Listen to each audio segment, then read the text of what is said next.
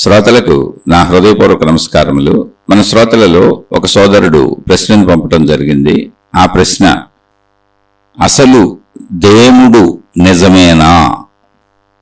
ఈ ప్రశ్న వేస్తూ వీరు అనేక మత గ్రంథాలలో దేవుడు గూర్చి ఉన్నటువంటి ప్రస్తావనలో, అంటే నాకు దేవుడు చెప్పాడు, నాకు దేవుడు కనపడ్డాడు, ఇలా వాళ్ళు నాకు దేవుడు చెబుతున్నాడు, నేను దేవుడు చెప్పినవి మీకు చెబుతున్నాను అంటూ చెబుతున్నారు. అలా అనేక మత గ్రంథాలను ఉదాహరణగా చెబుతూ, అసలు ఇన్ని రకాలుగా దేవుడు చెబుతాడా ఎంతమందికి? దేవుడు అనేవాడు ఉంటే అసలు ఒకడే ఉంటాడు కదా, లేదా అనేక మంది దేవుళ్ళు ఉన్నారా? అసలు దేవుడు అంటే ఎవరు? ఇలా అనేక ప్రశ్నలు అడుగుతూ వారి అభిప్రాయాలని, దేవుడు నిజమేనా, మొత్తం వాటన్నింటి సారాంశాన్ని మీకు ఒక లైన్లో చెప్పాను. వారు చాలా పెద్ద ఉత్తరంలాగా రాయటం జరిగింది. ఇవన్నీ కూడా సారాంశం క్రోడీకరిస్తే ఏంటి అంటే, దేవుడు నిజమేనా?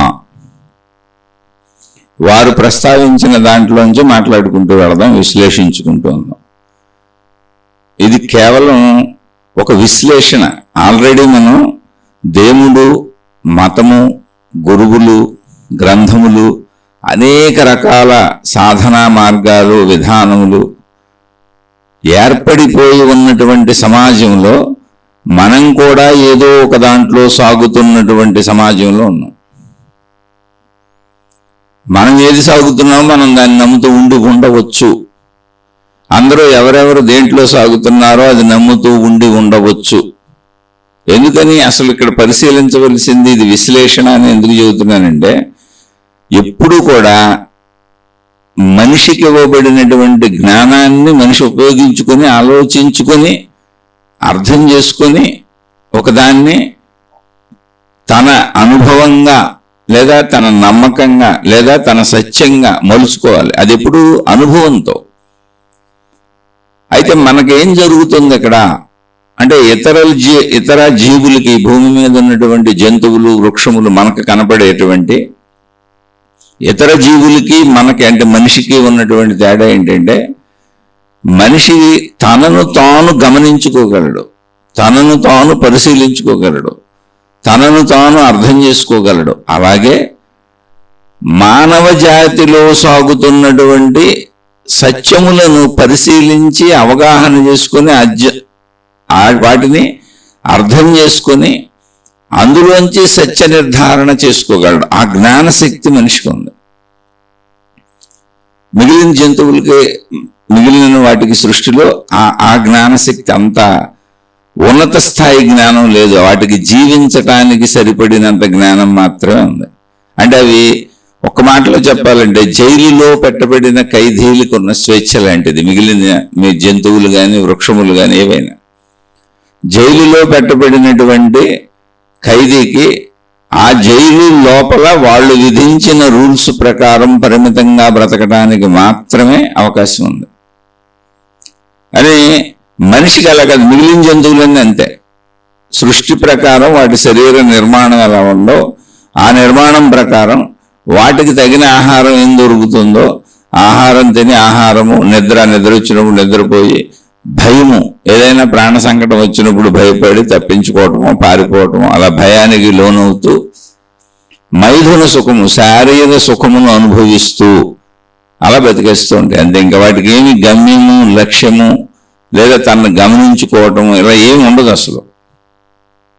దొరికితే ఏదో ఒక జంతువు చేతులు అన్నీ చనిపోతుంటాయి. దానిపై జంతువు, ఏదో క్రూర జంతువు ఇంకో జంతువుని తినేస్తుంటుంది.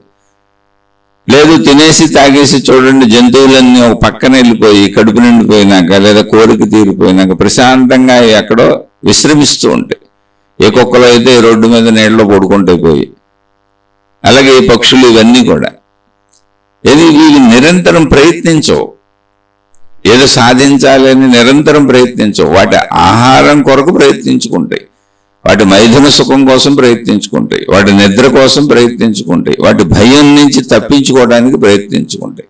ఇంతే.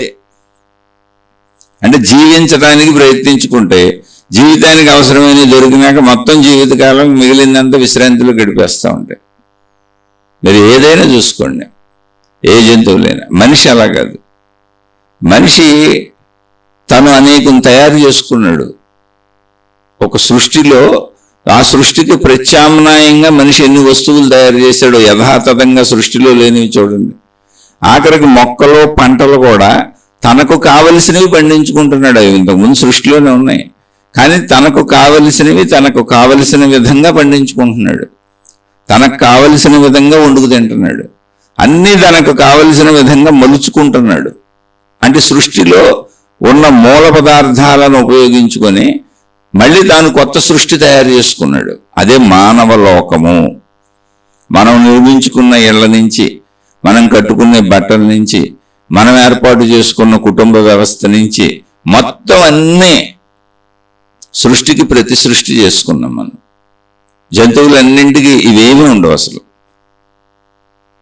అంటే మనిషిలో ఒక జ్ఞాన సంపద అధికంగా ఉంది. అంటే ఇంకో సృష్టి చేయగలిగినంత జ్ఞాన సంపద ఉంది. అదే మానవ లోకం. ఇంకా సృష్టి జరుగుతూనే ఉంది. ర్యాకెట్లు వేసుకుని ఇతర గ్రహాల మీదకి కూడా వెళ్తున్నారు.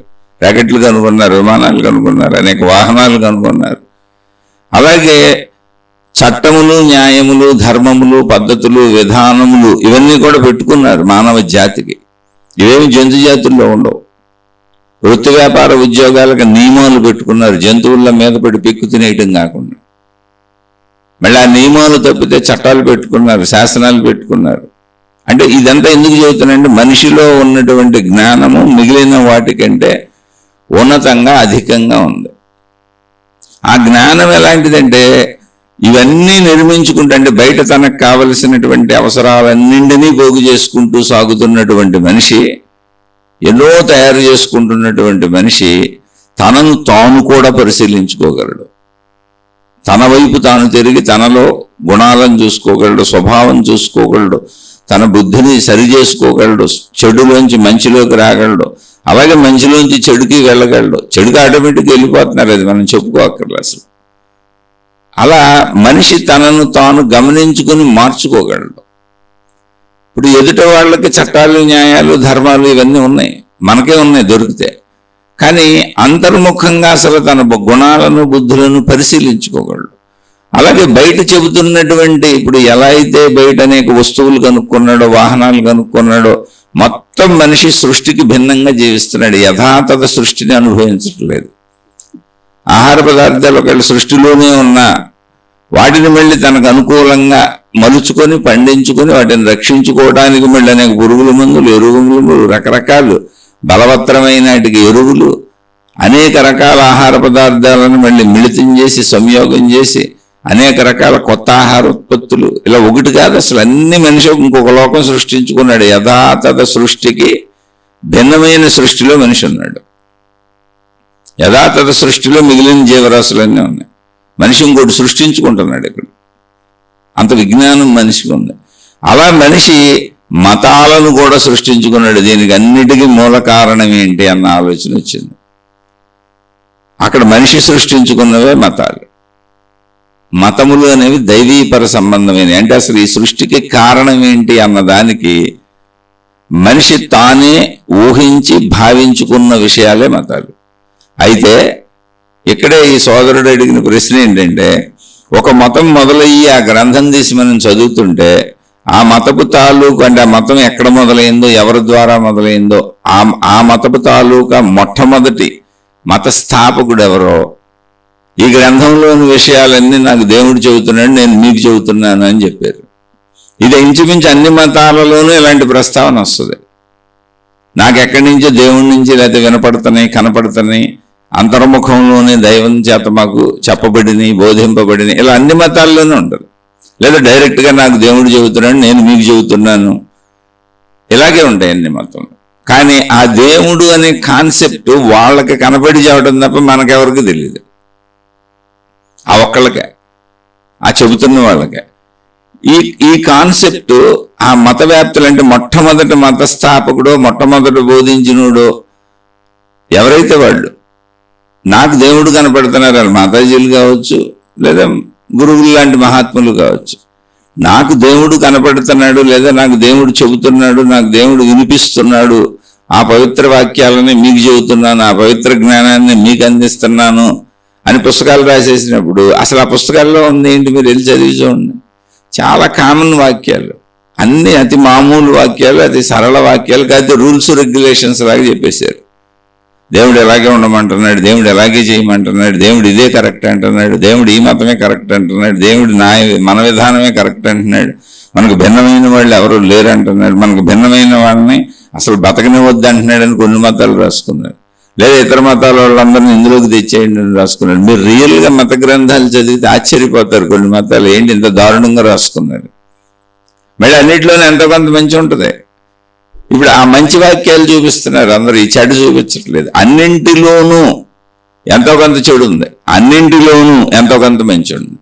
కానీ అన్ని పవిత్రమైనవి అని ఎదుటివాడిని ఆలోచించకుండా నోరు నొక్కేశారు, ఆలోచించకుండా బుద్ధిని నొక్కేశారు, వాడిని ఆలోచించనివ్వకుండా, పరిశీలించనివ్వకుండా, పరిశోధించనివ్వకుండా అసలు వాడి ఆలోచనని తొక్కి నొక్కేశారు. నమ్ము నమ్ము నమ్ము నమ్ము నమ్ము నమ్ము అంటూ నమ్మకాల మీద మతాలు నడుపుతున్నారు. అయితే మతం తప్ప, మత ప్రచారకులు తప్ప, గురువులు తప్ప, మహాత్ములు తప్ప అసలు దేవుడు నిజమేనా? అసలు దేవుడు అంటే ఎవరిని అంటున్నాం? ఇవన్నీ స్వీయముగా ఆసక్తి ఉన్నవాడు ఎవరికాళ్ళు నిర్ణయించుకోవాలి. డిబేట్లు పెట్టి, చర్చలు పెట్టి, లేదా నాదే కరెక్ట్ అని నిరూపణకు అందే సత్యం కాదు. లేదు అలా అందుద్దాన్ని ఎవరు నమ్ముకుంటూ వెళ్ళిపోతున్నారు. ప్రతి మతాన్ని కోటాను కోట్ల మంది అనుసరిస్తున్నారు. ఎవరో ఉపన్యాసాలు చెబుతూ ఉంటారు, ఇలా ఉపన్యాసాలకు వెళ్ళి రావటమే పుణ్యం అనుకుంటారు. వాళ్ళ ఉపన్యాసాలు అయినాక మొత్తం డబ్బులు సమర్పించండి, మీరు ఎంత ఇవ్వగలిగితే అంత ఇచ్చి వెళ్ళిపోండి మాకని చెబుతారు. వీళ్ళు ఎంత ఇవ్వగలిగితే అంత ఇచ్చి వెళ్ళిపోతూ ఉంటారు కూడా.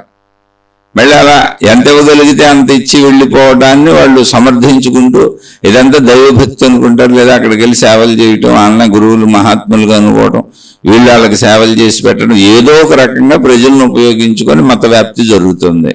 మత ప్రచారకులు బతుకుతున్నారు. మహాత్ములైన, సామాన్యులైన, గురువులైన మొత్తం ప్రజల ధనం మీద, సామాన్య ప్రజల ధనం మీద బతుకుతున్నారు. ఇక్కడే అద్భుతం లేదు. బతకటంలో, ధనంలో, సేవలు చేయించుకోవటంలో, ప్రజలను వాడుకోవటంలో అద్భుతం అసలు లేనే లేదు. అవి తీసుకొని ఉన్నారు. కానీ అద్భుతాలు ప్రజలకు చేస్తున్నాం, దేవుడు మాకు కనపడుతున్నాడని చెబుతారు. ఇదే చిత్రమైన విషయం, ఎప్పటికీ ఎవరికి అర్థం కాని విషయం కూడా ఇది. దేవుడు ఒకవేళ కనపడుతున్నాడు, దేవుడు మాట్లాడుతున్నాడు అంటే అతి తుచ్చమైనటువంటి డబ్బు నీకు దేవుడు ఇవ్వలేకపోయాడా? ఆ డబ్బు కోసమే అసలు వీళ్ళందరూ నీ చుట్టూ తిరుగుతుంది. ఇప్పుడు మీరు ఆలోచించి చూడండి, ఎక్కడైనా ప్రజలు కొంచెం బుర్ర ఉంటే మనకు అన్నీ అర్థమైపోతాయి. మనం ఏంటంటే అసలు మన ఆలోచన వదిలేసాం. మతం అది ఆలోచించకుండా చేసింది, అది మతం ఆలోచించనివ్వట్లే మనల్ని. ఎక్కడ ఆలోచిస్తామని నమ్మకం అని పేరు పెట్టింది. అందుకే కొంతమంది తత్వవేత్తలు మతాతీతంగా, కులాతీతంగా, జాతులకు అతీతంగా మొత్తం మానవ జాతి పరంగా ఆలోచించాలి అనేది చెప్పారు. అది కూడా మళ్ళీ మతాల్లో వచ్చింది, గ్రంథాల్లో వచ్చింది. వాళ్ళు మతం పేరుతో చెప్పలే, అది కూడా ఉంది. కొన్ని చోట్ల అది వ్యాప్తిలోకి వచ్చింది, నువ్వు ఆలోచించుకోవాలని. అదే ఆత్మజ్ఞాన చదువు, ఆధ్యాత్మిక చదువు. అది ఒక దేవుణ్ణి నిర్దేశించదు, ఒక మతాన్ని నిర్దేశించదు, ఒక మార్గాన్ని నిర్దేశించదు, ఒక గురువుని నిర్దేశించదు. ఈ మహాత్ముడిని అనుసరించి, ఈ దేవుణ్ణి అనుసరించి, ఈ విధానం అనుసరించి అని చెప్పదు. అది అసలు దేన్నైనా పరిశీలించమని చెప్పుద్ది, పరిశోధించమని చెప్పుద్ది, అన్వేషించమని చెప్పుద్ది, సృష్టితత్వం ఏంటో కనుక్కోమని చెప్పుద్ది. ఆ సృష్టితత్వంలోనే నీ శరీరం ఉంది, నువ్వు కూడా సృష్టి అని చెప్పుద్ది. ఆ సృష్టికి మూలమైన కారణం ఏంటో కనుక్కోమని చెప్పుద్ది. ఆ మూల కారణం ఏంటో అది చెబుతూ ఎలా కనుక్కోవాలో చెప్పుద్ది.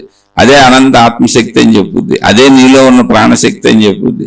నువ్వు సృష్టి, శరీరపరంగా నువ్వు సృష్టివి, శక్తిపరంగా నువ్వు శక్తివి, భిన్నత్వం ఏమీ లేదు. సృష్టిపరంగా ఇది అనేకంగా కనపడుతుంది, శక్తిపరంగా అది ఏకత్వంగా కనపడుతుంది అనే సత్యాన్ని అందించబట్టి మనం ఇవన్నీ చెప్పుకుంటున్నాం. ఇలా మనలో చెప్పుకునే వాళ్ళు బోల్డ్ మంది ఉన్నారు. అలా అది చెప్పి అసలు ఏ దైవ ప్రస్తావన లేకుండా, ఏ మత ప్రస్తావన లేకుండా జీవన్ముక్తులుగా జీవించి మీ స్వీయ తత్వాన్ని మీరు కనుక్కోండి, మిమ్మల్ని మీరు తెలుసుకోండి అని మతాలను ప్రస్తావించకుండా, దేవుళ్ళను ప్రస్తావించకుండా, ఆ మతపు దేవుళ్ళపు పంజరాలలో మనం ఇరికించకుండా, మన డబ్బులు తీసుకోకుండా, మన సేవలు తీసుకోకుండా, మన మోసాలు చేయకుండా, మనకు ఎటువంటి అజ్ఞానంలో మనం ముంచెత్తకుండా చెప్పినటువంటి మహనీయులు ఎంతో మంది ఉన్నారు. వాళ్ళందరూ ఉండబట్టే మనం వెళ్తున్నాం. అయితే ఇప్పుడు నమ్మకాలతో సాగిపోయే వాళ్ళకి మతం అనేది ఎలా ఉంటుందంటే, పుట్టిన దగ్గర నుంచి ఏదో ఒక దాంట్లో ఇరుక్కుపోయాం మనం. ఇరుక్కుపోవటం అంటే ఏంటి? తల్లిదండ్రులు అందులో ఉన్నారు, వాళ్ళు ఏమీ ఆలోచించరు. ఇప్పుడు దేవుడు అంటే ఒక రక్షణ, దేవుడు అంటే మన కాపాడటం, దేవుడు అంటే మనకు అవసరమైనవన్నీ తీర్చిపెడతాం. అసలు పెరుగుదలలో అంటే మనం పుట్టినాక పెరగటంలో ఆహారం తినటం, బట్టలు కట్టుకోవటం, మలమూత్ర విసర్జనలు, నడవటం, పరిగెత్తటం, ఏడవటం, కూర్చోవటం, లేవటం, ఇవన్నీ ఎలా నేర్చుకున్నామో సహజమైన విషయాలు. అలాగే స్కూల్కి వెళ్ళటం, చదువుకోవటం, విద్యాబుద్ధులు ఎలా నేర్చుకున్నామో మతం అలా కలిసి వచ్చేసింది. అది నిజమా అబద్ధమని ఆలోచించడానికి అసలు తర్కానికి వీలు లేనంతగా తల్లిదండ్రుల నుంచి మనకు వచ్చేసింది, చుట్టుపక్కల నుంచి మనకు వచ్చేసింది. యాంత్రికంగా మనల్ని నడిపించుకుంటూ తీసుకెళ్ళిపోయారు. ఇంట్లో నడిపించారు, ప్రార్థనాలయాల్లో నడిపించారు, మతంలో నడిపించారు, ఆ మత పెద్దలతో నడిపించారు. ఆమె గురువులు అనొచ్చు, మహాత్ములు అనొచ్చు, ఏదైనా అనొచ్చు. ఆ మత ప్రచారకులు ఎప్పుడూ ఉంటారు. ఆ మతం ఎప్పటికీ వినాశనం కాదు, మనిషి వినాశనం అయిపోతుంటాడు. ఆ మత వ్యాప్తిని ఇంకోళ్ళు పట్టుకుపోతూ ఉంటారు. అలా మత వ్యాప్తి ఎప్పటికీ జరుగుతూనే ఉంటుంది. ఎవరికాళ్ళు మా మతమే కరెక్ట్ అంటానే ఉంటారు. ఇక్కడ దేవుడు నిజమేనా అంటే ఈ మతాలు చెబుతున్న దేవుడు నిజమేనా అనాలి మనం. ఎందుకంటే ఎవరికాళ్ళు ఏ మతానికి ఆ మతం వాళ్ళు నా మతమే కరెక్ట్, నా మతపు దేవుడే కరెక్ట్ అని. అసలు ఈ సృష్టి ఎలా జరిగిందో కూడా ఎవరి మతంలో వాళ్ళు రాసుకున్నారు. మళ్ళీ అవన్నీ భిన్నంగా ఉన్నాయి. ఒక మతంలో చెప్పిన సృష్టి విధానము, మనుషులు ఇప్పుడు జీవితం ఒక రకంగా ఉంటుంది. ఇంకొక మతంలో ఆ సృష్టి విధానం ఇంకోలా ఉంటుంది. ఇలా మా దేవుడు ఈ సృష్టి చేసాడని వాళ్ళు చెబుతారు, ఇలా మా దేవుడు ఈ సృష్టి చేసే నీళ్లు చెబుతారు. ఇలా మతాలలో దైవపరంగా అంటే పరిమితమైన దైవ భావన. మతం ఎప్పుడు పరిమితం, మతం చెప్పే దేవుడు కూడా పరిమితమే. ఆ మతం ఎక్కడ మొదలైందంటే ఎవరో ఒకళ్ళు మొదలు పెట్టారు, నాకు దేవుడు చెబుతున్నాడు, నేను మీకు చెబుతున్నాను. అలా ఒక వ్యక్తితో మొదలైంది అది. వాళ్ళు ఏమైనా మీరు అనుకోవచ్చు, వాళ్ళు ఏ పేర్లైనా పెట్టుకోవచ్చు. మీరు దైవదూతలు అనొచ్చు, ప్రవక్తలు అనొచ్చు, గురువులు అనొచ్చు, మహాత్ములు అనొచ్చు. మతము అన్నదానికి ఎప్పుడూ కూడా మూలం ఉంది. ఫలానా ప్లేస్లో స్టార్ట్ అయింది, దానికి ఫలానా వ్యక్తి ద్వారా మొదలు పెట్టబడిందని ఉంది. అది ఎప్పుడు స్టార్ట్ అయిందో దాని తేదీలతో సహా ఉంది. అంటే నిరూపణలు ఉన్నాయి దానికి. అన్ని మతాలకు ఉన్నాయి ఫలానప్పటి నుంచే.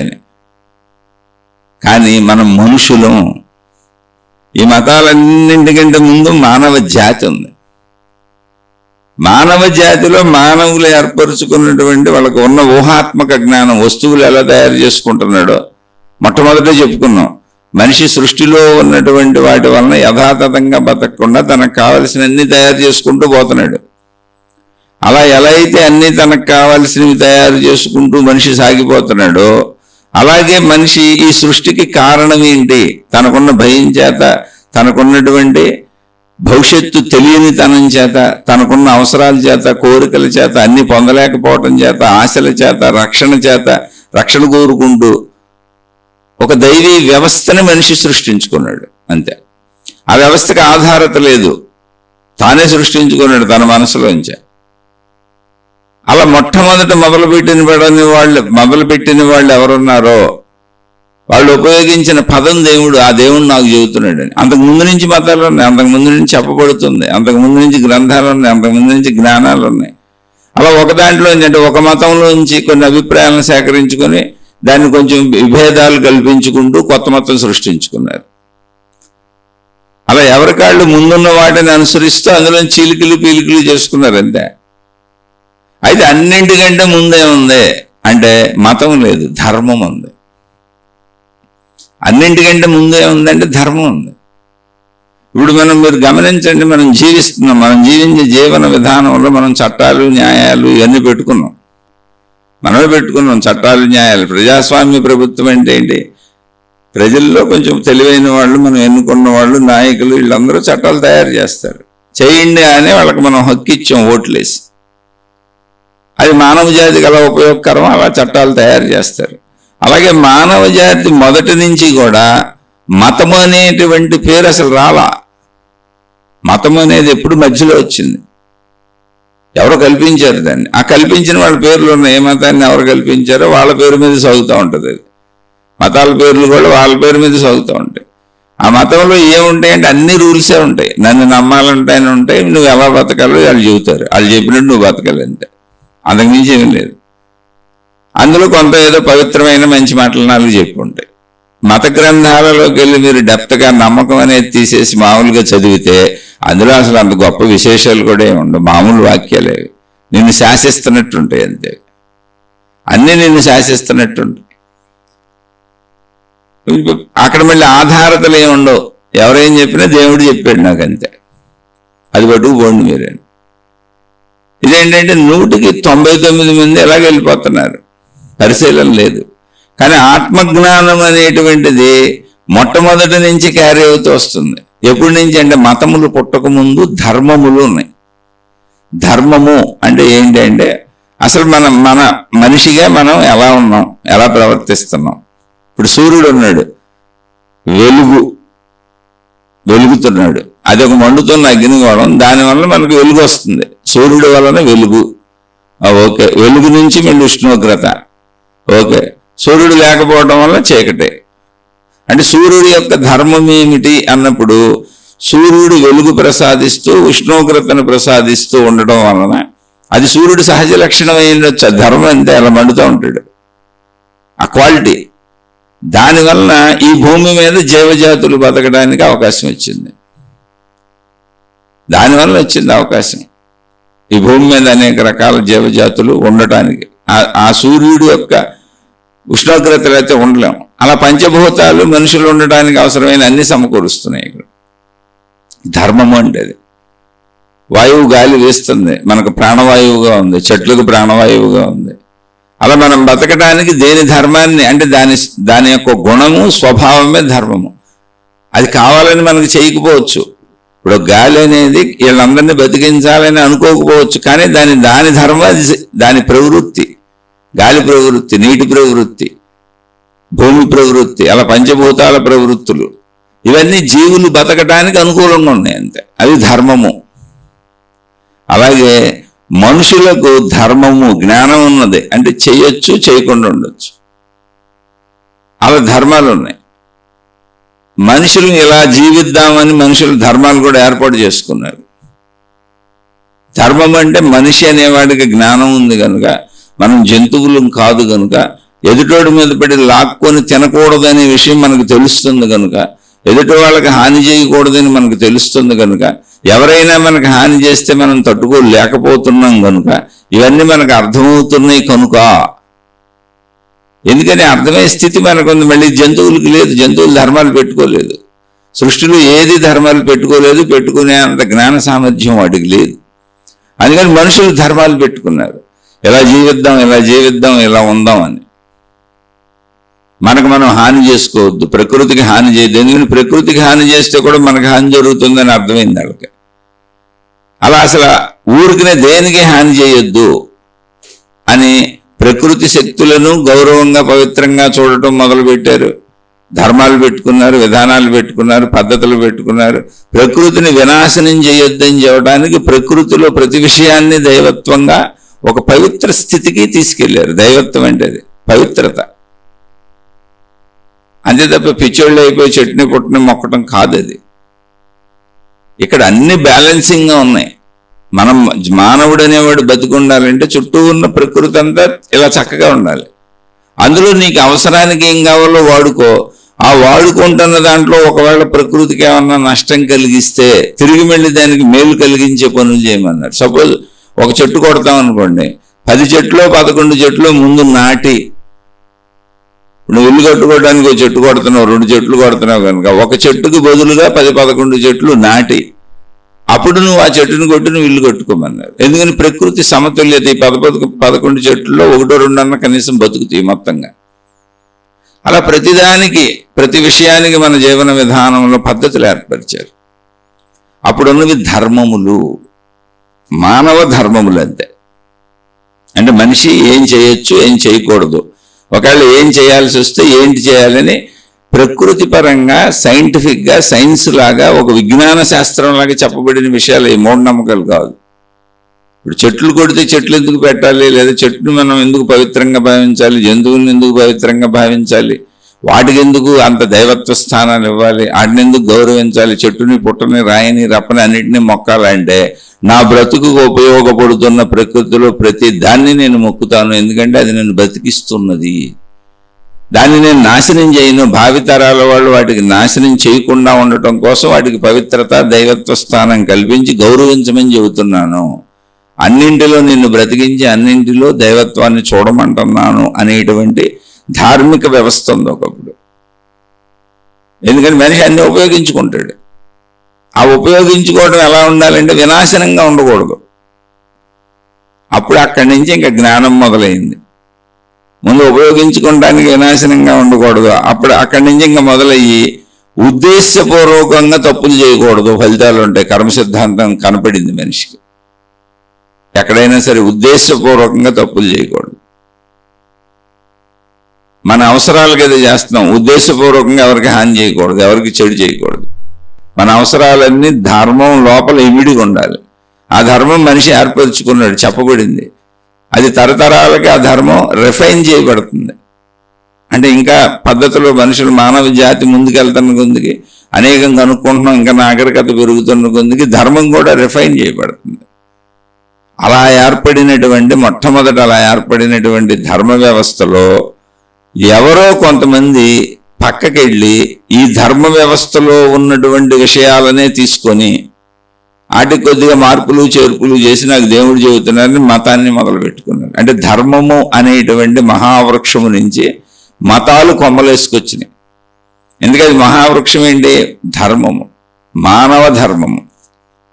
మానవ ధర్మం అనే మహావృక్షం అలా ఎదుగుతూ చెట్టుకి అనేక కొమ్మలు ఉన్నట్టుగా ఒక్కొక్క కొమ్మ ఒక్కొక్క మతంగా వెళ్ళిపోయింది. మొత్తం వాళ్ళు తీసుకున్న సారం ఇందులోనే ఉంటుంది, మానవ ధర్మాలే. అవి చెప్పేది కూడా ఇందులోంచే.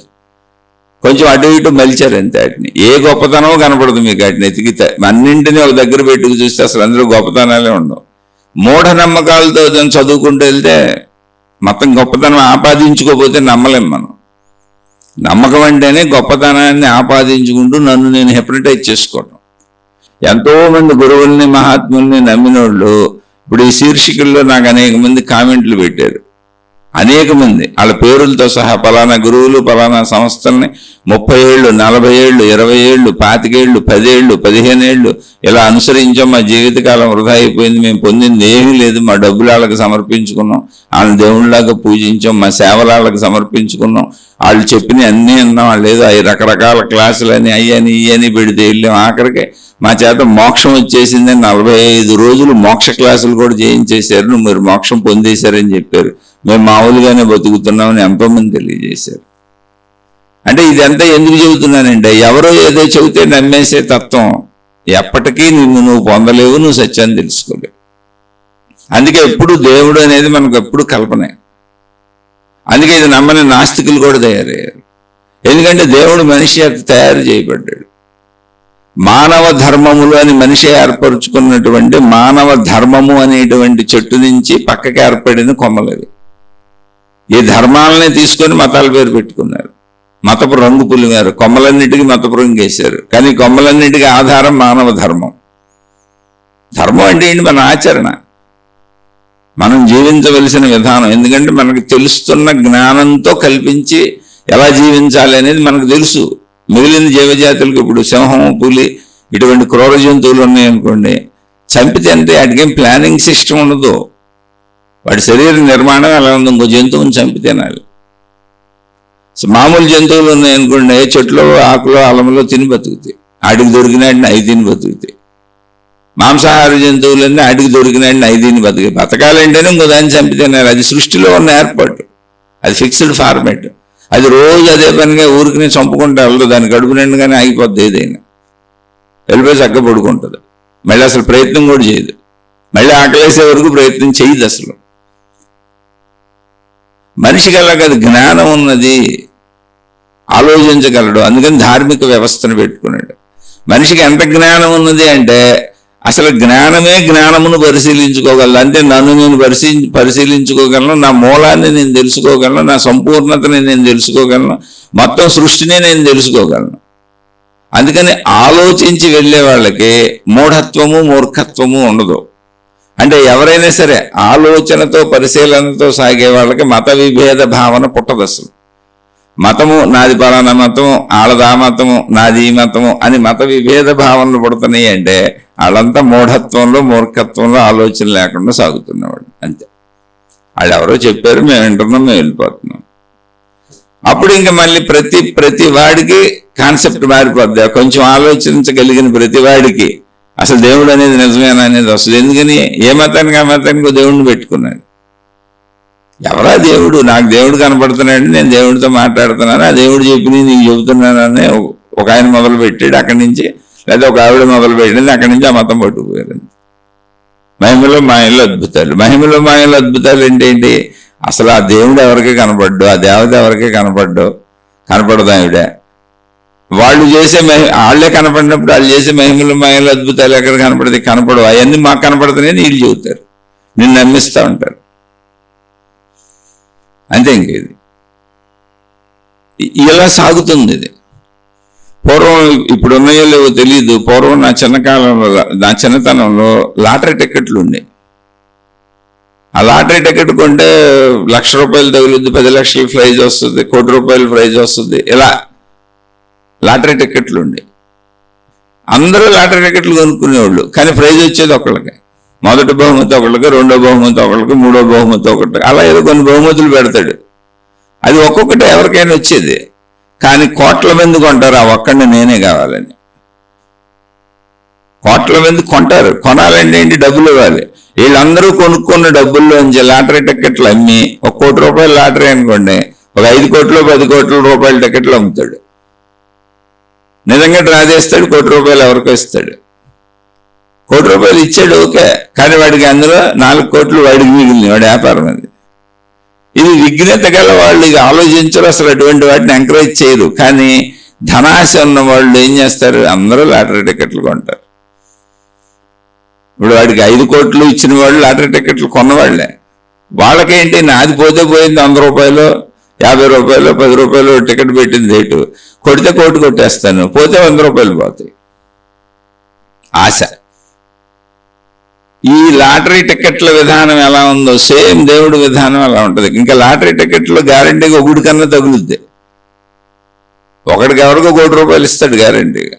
ఈ విధానం ఏంటంటే నిరంతరం ఒక దేవుడు ఉన్నాడు, ఒక దేవత ఉంది. నిరంతరం మీరు ఆరాధించండి, అర్చించండి, పూజించండి, నన్ను నమ్ముకోండి, నన్ను సాగండి. ఏ ప్రచారాలు తెల్లారు లెగిస్తే అసలు మీరు లెగిచారు అంటే దేవుణ్ణి నమ్ముకోండి అని వాళ్ళు నమ్ముకుంటూ ఉంటారు. మనం దేవుణ్ణి కొనుక్కుంటూ ఉంటాం. ఎంతో కొంత ప్రార్థనాలయానికి వెళ్తే ఇంత చిల్లర వేయటం, ఎవరి ప్రార్థనాలయం ఇంత డబ్బులు వేయటం, ఇంత డొనేషన్లు వేయటం. ఆ దేవుడు బొమ్మల నుంచి, ఆ దేవుడి పుస్తకాల నుంచి ఒకటి కాదు, వాళ్ళ అమ్మన వస్తువే లేదు, అన్నీ దేవుడి పేరు అమ్ముడైపోతూ ఉంటాయి. ఎందుకని? లాటరీ టికెట్ లాగానే ఏదో ఒకటి తగలకపోద్దా నాకు ఎప్పుడోకప్పుడు కానీ ఆశ.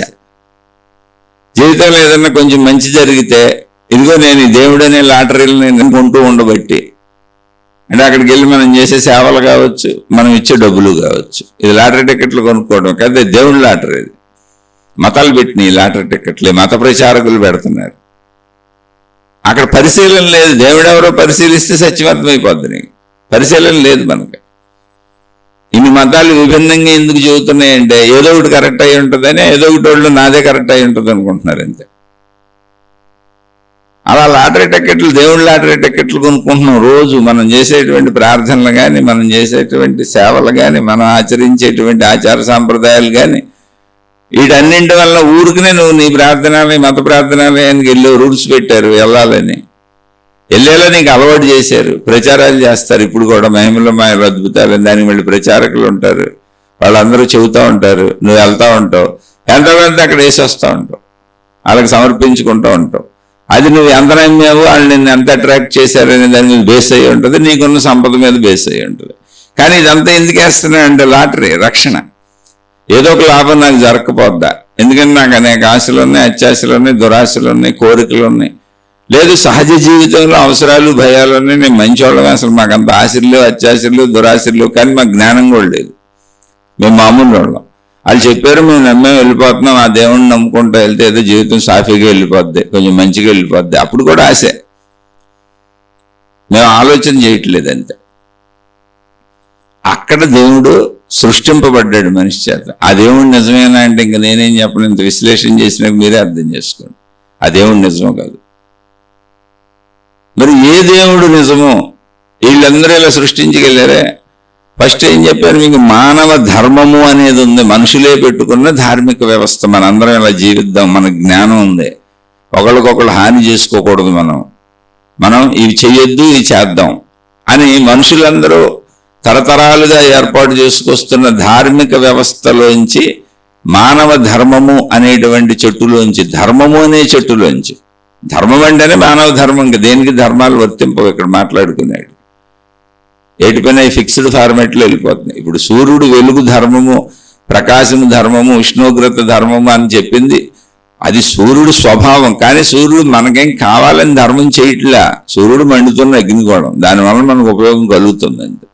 సూర్యుడు మనకు ఉపయోగం కలిగించాలనే ప్రయత్నంలో అయితే ఆయన మండట్లా. ఆయన జీవితం ఎంత మండుతున్న అగ్నిగోళము. అలా మిగిలినన్నీ అంతే. ఉన్న ధర్మం అర్థం అవడానికి చెప్పుకున్నాం. ఇక్కడ మనం చెప్పుకునే ధర్మం ప్రయత్నపూర్వకంగా ఆచరించవలసింది. ఎందుకంటే మనలో జ్ఞానం ఉంది. ఇలా ఉండొచ్చు, అలా ఉండొచ్చు అనేటువంటి ఛాన్సెస్ ఉన్నాయి. మంచిగా ఉండొచ్చు, చెడ్డగా ఉండొచ్చు అనే 2 రకాల ఛాన్సెస్ మనకున్నాయి. ఇక్కడ నేను చెడ్డగా ఉండను, మంచిగా మాత్రమే ఉంటాను అనేటువంటి వ్యవస్థని మనం ధర్మంగా పెట్టుకున్నాం. ఆ ధర్మం అనే మహావృక్షం ఏదుందో ఆ వృక్షము నుంచి చీలిపోయిన కొమ్మల మతాలు. అందులో ధర్మము ఉంటుంది, మూఢత్వము, మూర్ఖత్వము అన్ని కల్పించేసుకొని మా దేవుడే కరెక్ట్ అనేటువంటి విధానంతో కొమ్మలు పక్కకు పోయింది. కొమ్మలని ఎందుకు చెప్పానంటే వాటికి మూలం ఇదే. ఇంతకు ముందున్న ధర్మంలోంచి ఎదుర్కొన్న ఎమ్మెల్యేలకు దోచిని కొన్ని కలిపారు. అటుకండి ఆచార సాంప్రదాయ పద్ధతులు పెట్టుకున్నారు. నువ్వు ఒకలా, నేను ఒకలా. అంటే దీని గురించి నేను ఒక కథ విన్నాను ఒకసారి. ఒక మతం వాళ్ళు మామూలుగా ఏదో చక్కటి పలావ్ వండుకుంటున్నారు. అదేదో పెద్ద విందు ఒక తోటలో ఏర్పాటు చేసుకున్నారు. చాలామంది ఆ మతకు సంబంధించిన వాళ్ళందరూ అక్కడ కూర్చున్నారు. ఏదో విందు ఏర్పాటు చేసుకున్నారు. కాసేపు ఆ మత ప్రార్థనలన్నీ పాడుకున్నారు. ఆ మతాలకు సంబంధించిన దేవుణ్ణి ప్రార్థించుకున్నారు సామూహికంగా. ఆ మతానికి సంబంధించిన జ్ఞానాన్ని చెప్పుకున్నారు. ఆ మత పెద్దలు, ప్రచారకులు కూడా అక్కడ ఉన్నారు. వీళ్ళందరికీ విందు కోసం అక్కడ ఏదో చిన్న బిర్యానీ లాంటిది, ఫ్రైడ్ రైస్ లాంటిది, ఏదో పలావ్ లాంటివి వండుతున్నారు అక్కడ. అలా వండుతున్నప్పుడు చెట్లు కింద పెట్టి వండుతున్నారు. ఆ చెట్టు కొమ్మ మీద, ఒక దాంట్లో ఒక చెట్టు కొమ్మ మీద ఒక పక్షి కూర్చుంది. ఆ పక్షికి ఏం తెలుసు, అది మామూలు రట్టేసింది. అది వచ్చి కరెక్ట్గా వీళ్ళు వండుతున్న గిన్నెలో పడింది, ఆ పలావ్ గిన్నెలో పడింది. అది వండుతున్న వాళ్ళు చూశారు. చూసి వచ్చి ఇప్పుడు మత పెద్దలకు చెప్పారు, ఏమంటే మరి మనం ఎలా తిందామని తయారు చేసుకుంటున్నాము, మరి ఇది దేవుడికి కూడా పెడతాం, మనం దేవుడికి నివేదించి మనం తింటాం, కాబట్టి మరి ఇది ఏంటి ఇప్పుడు మరి అని ఆ మతం వాళ్ళు మత పెద్దలకు చెబితే మత పెద్దలు అక్కడ ఉన్న వాళ్ళందరూ ఆలోచించారు ఏంటని. అప్పుడు వాళ్ళు పక్క మత పెద్దలకి కబురు చేశారు, వాళ్ళని పంపి, ఇలా జరిగితే మీరు మీ మతంలో ఏం చేస్తారు అని. అంటే చాలా పెద్ద విందు భోజనం ఇది. ఇప్పుడు అదంతా పాడేస్తే వీళ్ళకి తినడానికి తిండి లేదు ఆ పూటకి. ఇలా జరిగితే మీరు ఏం చేస్తారని పక్క మత పెద్దలను తెలుసుకున్నారు. పక్క మత పెద్దలు ఏం చెప్పారంటే, ఒకవేళ అలా ఏదైనా జరిగితే మరి అంత పాడు ఎక్కడ చేస్తాము, ఆ రెట్టపడినంత వరకు కొంత భాగం ఆహారాన్ని తీసి బయట పారేస్తాము, మిగిలింది చక్కగా తినేస్తాం మేము అని చెప్పారు. వండుకు తినేస్తాం. ఓహో, అయితే మనం ఆ మత సాంప్రదాయాల పద్ధతి ప్రకారం పాటించం కనుక, వాళ్ళకు విరోధంగా మనం చేస్తాం కనుక దాన్ని కలిపేసేయండి అన్నారు ఈ మత పెద్దలు. వాళ్ళు తీసి బయట పారేస్తారు ఆ కొంత భాగాన్ని, కాబట్టి మనం కలిపేసుకు తినేద్దాం, కాబట్టి ఆ రెట్టని, పక్షి రెట్టని కలిపేసేయండి, కలిపి వండేసేయండి అన్నారు. ఇప్పుడు వీళ్ళు లేచేది అది కరెక్ట్. ఇలాగే ఉంటాయి మతాలు. మీరు పరిశీలించి చూసుకుంటే కూడా మీకు తెలుస్తుంది మత ఆచారాలు, పద్ధతులు. అసలు ఆ గ్రంథాలు ఎలా రాశారని ముక్కు మీద వేలేసుకుంటారు, అలాంటివి కూడా ఉంటాయి. కానీ అందులో ఈ మత ప్రచారకులు మాత్రం అందులో నిన్ను అట్రాక్ట్ చేసేటువంటి మంచి విషయాలు ఉన్నాయని నీకు చెబుతూ ఉంటారు. అవి కొన్ని ఉంటాయి. ఎందుకని ధర్మం అనే వృక్షంలోంచి పక్కకి చీలిన కొమ్మలు అవి ధర్మం అనే వృక్షంలోంచి పక్కకి చీలిన కొమ్మలు. మూలం ధర్మాన్ని పెట్టుకున్నాయి, పైన కోటింగ్ అంతా వాళ్ళ మతం చేసుకున్నాయి, అంతే. ఇది మనుషులు సృష్టించినటువంటిది. మనిషికి ఎప్పుడు అలా సృష్టి చేయటం అలవాటు. అందుకే అనేక వస్తువులు కనుక్కున్నాడు, అనేక విషయాలు కనుక్కున్నాడు. కనుక్కున్నట్లోంచి ఇంకా కనుక్కుంటానే ఉంటాడు. వినాశనం కనుక్కున్నాడు, మంచిగా కనుక్కున్నాడు. కొంతమంది మంచిగా కనుక్కున్నారు, కొంతమంది వినాశనం కనుక్కున్నారు. ఇప్పుడు అణుబాంబుల నుంచి, గన్నుల నుంచి, తుపాకీల నుంచి, కత్తుల నుంచి అన్ని ఉపయోగించే విధానాన్ని బట్టి ఉన్నాయి. ఇందులో వినాశనం ఉన్నాయి, మంచిగా ఉన్నాయి. ఇవన్నీ మనుషులు కనుక్కున్నాయి. అలాగే మందులు కనుక్కున్నారు ప్రాణాలను రక్షించే, అన్నీ ఉన్నాయి ఇక్కడ.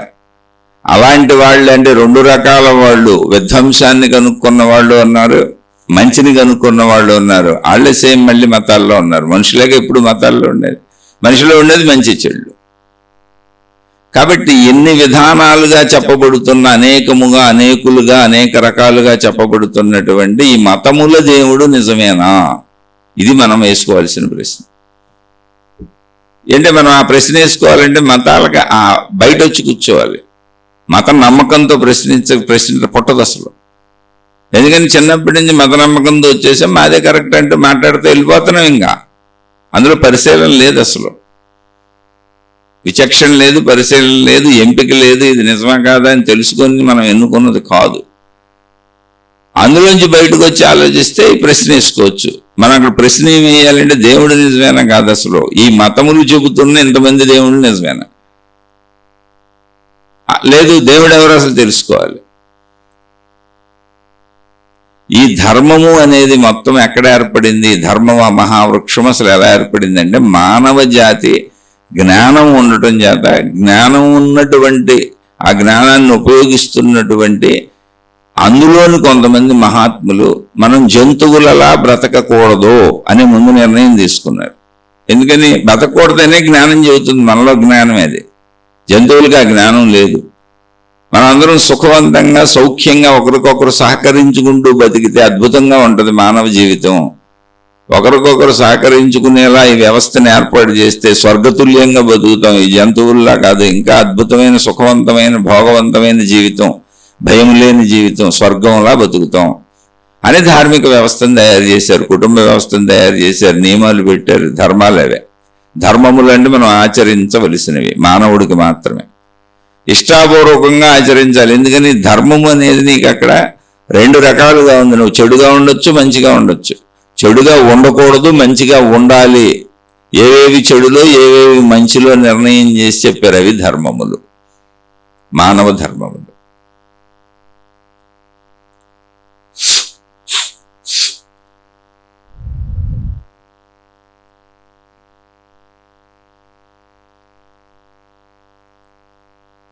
ఇవన్నీ ఎక్కడి నుంచి చెప్పారు అంటే మనిషిలోనే ఉన్న జ్ఞానంతో మంచి మనుషులు చెప్పారు. చెడ్డ మనుషులు ఎప్పుడు చెడు చేసుకుంటూ వెళ్తున్నారు. అలా చెప్పబడిన ధర్మంలోంచి పక్కకి వెళ్ళినటువంటి కొమ్మల మతాలు. ఈ మతాలన్నిటికంటే ముందేముందంటే ధర్మం ఉంది, ధర్మమే ఉంది. మతాలు ఏర్పాటు, ఒక దైవ ఏర్పాటుని చేసుకున్నారు. అయితే ధర్మం ఉన్నప్పుడు దైవ ఏర్పాటు లేదా, దేవుడి గురించి మాట్లాడుకోలేదంటే మాట్లాడారు. ప్రకృతిలో ప్రతి విషయాన్ని దేవుడిగాని తీసుకున్నారు. వర్షం కురిస్తే వరుణదేవుడు అన్నారు, సూర్యుడిని సూర్యదేవుడు అన్నాడు, పేర్లు పెట్టుకున్నారు. వాయుదేవుడు అన్నారు, భూమాత అన్నారు, గంగమ్మ తల్లి అన్నారు, నీటికి కూడా పేరు పెట్టారు. స్త్రీ పురుషులు ఇద్దరు ఉన్నారు కనుక స్త్రీ పురుష దేవతలుగా మొత్తం సృష్టిలో అన్నింటినీ గౌరవించారు, ఆరాధించారు, అర్చించారు, కృతజ్ఞత తెలియజేశారు. ఆ విధంగా అంటే మేము బ్రతకటానికి ఉపయోగపడుతున్నారు కనుక అని. అలా ముందు వచ్చిన వ్యవస్థలోంచి తర్వాత ఏకదేవుణ్ణి తయారు చేసుకున్నారు కొంతమంది. మొత్తం సృష్టికి మహాదేవుడే కారణం. అవి మతాలు, కొమ్మలు ఇవన్నీ. అందుకని ఏ దేవుడు నిజమండి అసలు చెప్పడానికి ఎలా కుదురుతుంది? అసలు దేవుడనే కాన్సెప్టే ఆత్మజ్ఞానంలోకి వెళ్తే దేవుడనే రూపము కల్పించబడిన రూపము. ఎందుకని అంటే మంచి దృష్టిలో ఆలోచిస్తే, ధర్మ దృష్టిలో, మానవ జాతి పరంగా ఆలోచిస్తే మహాత్ములు ఏర్పరిచినటువంటి వ్యవస్థ ఒకటి ఉంది, దేవుడు దేవతా విధానం. ఇది ఎందుకు ఇలా ఏర్పాటు చేశారంటే అసలు ఇక్కడ సృష్టికి మూల కారణమైనది శక్తి. మొత్తం శక్తి స్వరూపంగా ఉంది. ఆ శక్తి ఆకాశములో ఉంది, అందులో ఏమి ఉన్నట్టు తెలియట్లేదు, కనపడతలేదు ఎవరికి. మనిషి పంచేంద్రియాలతో శక్తిని గ్రహించలేకపోతున్నాడు. కానీ శక్తి ఉన్నదని అనుభవం ఉంది మనలో, ఆలోచన రూపంలో, భావ రూపంలో, గుణాల రూపంలో, స్వభావం రూపంలో, జ్ఞాపకాల రూపంలో, మన అంతర్గతంలో కదులుతున్నదంతా శక్తి వలనే. అలాగే ప్రాణశక్తిగా ప్రాణం పోతే మనిషి చనిపోతున్నాడు. ప్రాణశక్తి ఒకటి ఉందని మనిషికి తెలుస్తుంది, నాలో ఉంది, అది ఉండబట్టే నేను ఉన్నాను. అంటే ఏంటి? శక్తి శరీరము ద్వారా తెలుసుకునేలా లేదు, కానీ నాలో నాకు నా జ్ఞాన రూపకంగా నాకు అనుభవంగానే ఉంది. అదే ఆకాశతత్వము. అలా శక్తిని అన్వేషించారు. అంటే ఒక శీర్షికలో మొత్తం చెప్పుకోలేం కనుక క్లుప్తంగా వెళ్తున్నాయి అర్థం అవడానికి. అలా అన్వేషించి ఆ స్థితిని పొందారు. ఏంటి అన్వేషణ? ఏంటి ఆ స్థితిని పొందడం? ఏమి లేదు, శరీరము, మనసు, ప్రాణశక్తి. ప్రతిదానికి ఇంతే, శరీరము మనసు ప్రాణశక్తి. మానవ జాతిగా తీసుకుంటే మనకిది. అప్పుడు శరీర మనస్సులు అనుభవాలుగా ఉన్నాయి, ప్రాణశక్తి అనుభవంగా లేదు. ఇదేంటని పరిశీలించారు. ప్రాణశక్తి పోతుంది అంటున్నారు కదా, చనిపోయారు అంటున్నారు కదా అని పరిశీలించినప్పుడు ప్రాణశక్తిని పట్టుకోవడానికి మన జీవితంలోనే మనకు దొరికినటువంటి ఒక దారి నిద్రాస్థితి. నిద్ర చిన్న మరణం లాంటిది, తాత్కాలిక మరణం, శాశ్వత మరణం కాదు. ఏం జరుగుతుంది అక్కడ? మొత్తంగా శరీరము మనసులు పనిచేయటం లేదు, కానీ నేను బతికే ఉన్నాను. అలా నేను ఉన్నానని నాకు తెలియటం లేదు, సృష్టి నాకు తెలియట్లేదు. అదే నిద్రాస్థితి. మళ్ళీ అందులోంచి మెలకు వస్తుంది.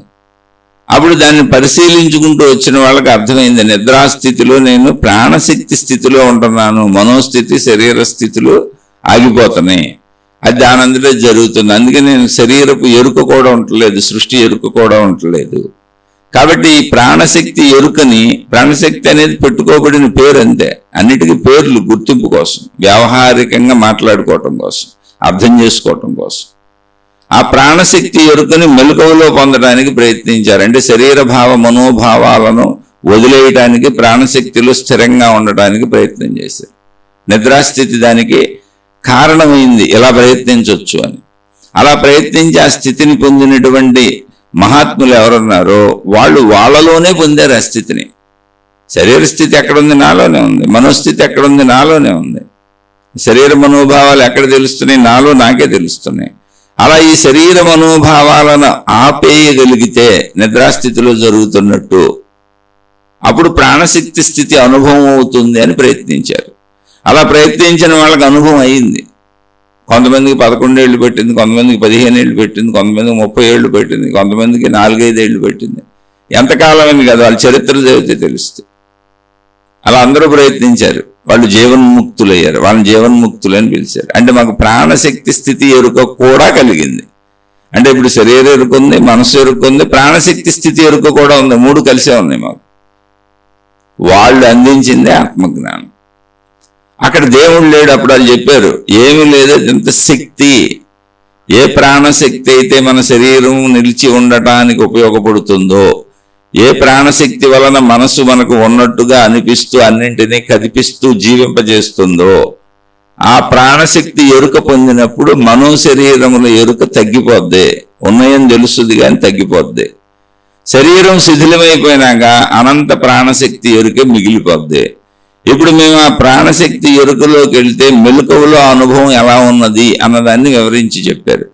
మొత్తము నేనే ఉన్నట్లుగా ఉన్నది. అసలు సృష్టి భావనే కలగట్లేదు, అసలు ఏ భావన కలగట్లేదు, మనోభావన కలగట్లేదు, పరిమిత భావాలు ఏం కలగట్లేదు, ఏకత్వ భావన ఉన్నది. అది మొత్తము నేనే ఉన్నట్లుగా ఉన్నది అనేది మనం శరీర భావనలో ఉన్న మనిషికి చెప్పడానికి ఆ పదాలు వాడుతున్నాం తప్ప అలా కూడా లేదు, ఉన్నట్టుగా ఉందంటే. ఇంకే భావం లేదు, అభావస్థితి. చనిపోయినట్టు కాదు, జడము కాదు, ఉన్నానని తెలుస్తుంది. అది ఇలా ఉన్నాను అలా ఉన్నాను అన్నది లేనే లేదు, అసలు ఆ ప్రసక్తే లేదు, అది రావట్లేదు.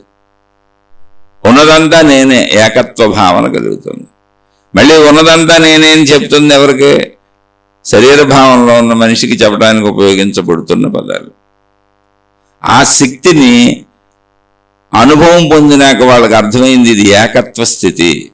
మనం శరీర స్థితిలో భిన్నత్వంలో ఉంటున్నాం, మనోస్థితిలో భిన్నత్వమే ఉంది, గ్రహించిన విషయాలు అవే కనుక. కానీ ఈ జీవన్ముక్త స్థితి, ఈ ప్రాణశక్తి స్థితిలోకి వెళ్తే అక్కడ ఏకత్వ భావనే ఉంటుంది. ఇంకా అన్య భావన లేదు. అసలు నేను ఎలా ఉన్నానన్న భావన కూడా లేదు, ఉన్నానన్న ఎరుక తెలుస్తుందంటే అని దాన్ని పరిశీలించుకుంటూ ఈ భిన్నత్వ భావనకి ఏకత్వ భావనకి పోలికలేసి చూసుకున్నారు. పరిమిత భావనేమో విడివిడిగా వేరువేరుగా అందరూ ఉన్నట్టుగా, సృష్టి ఉన్నట్టుగా, శరీరాలు ఉన్నట్టుగా మొత్తం సృష్టి కనపడుతుంది, అంత వేరువేరు భావన వస్తుంది.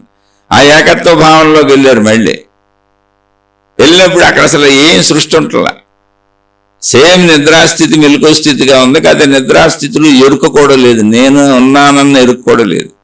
కానీ అక్కడ ఉన్నానన్న ఎరుక ఉంది, నేనని లేదు, ఇలా ఉన్నాను అలా ఉన్నాను లేదు, పరిమితత్వం లేదు, సజీవత్వపు ఎరుక ఉంది. అప్పుడు దీంతో దాంతో పోల్చుకు చూసి అప్పుడు చెప్పారు, అది సర్వవ్యాపకము, అనంతము, అఖండము అక్కడ ఏకస్థితే ఉంది. అంటే అప్పుడు మళ్ళీ ప్రశ్న వచ్చింది, మరి ఈ సృష్టి అంతా ఎక్కడ ఉంది అని. మళ్ళీ ఈ స్థితిలోకి వస్తే సృష్టి ఉందిగా, శరీరాలు ఉన్నాయిగా, సృష్టి కనబడుతుందిగా, చెట్టు పుట్ట చేమ పుట్ట గ్రహాలు గోళాలు నక్షత్రాలు అన్నీ ఉన్నాయిగా. అంటే అన్నీ ఆ ఏకత్వ స్థితిలోనే ఉన్నాయి. ఆ ఏకత్వ స్థితికి అసలు భిన్నంగా లేవు.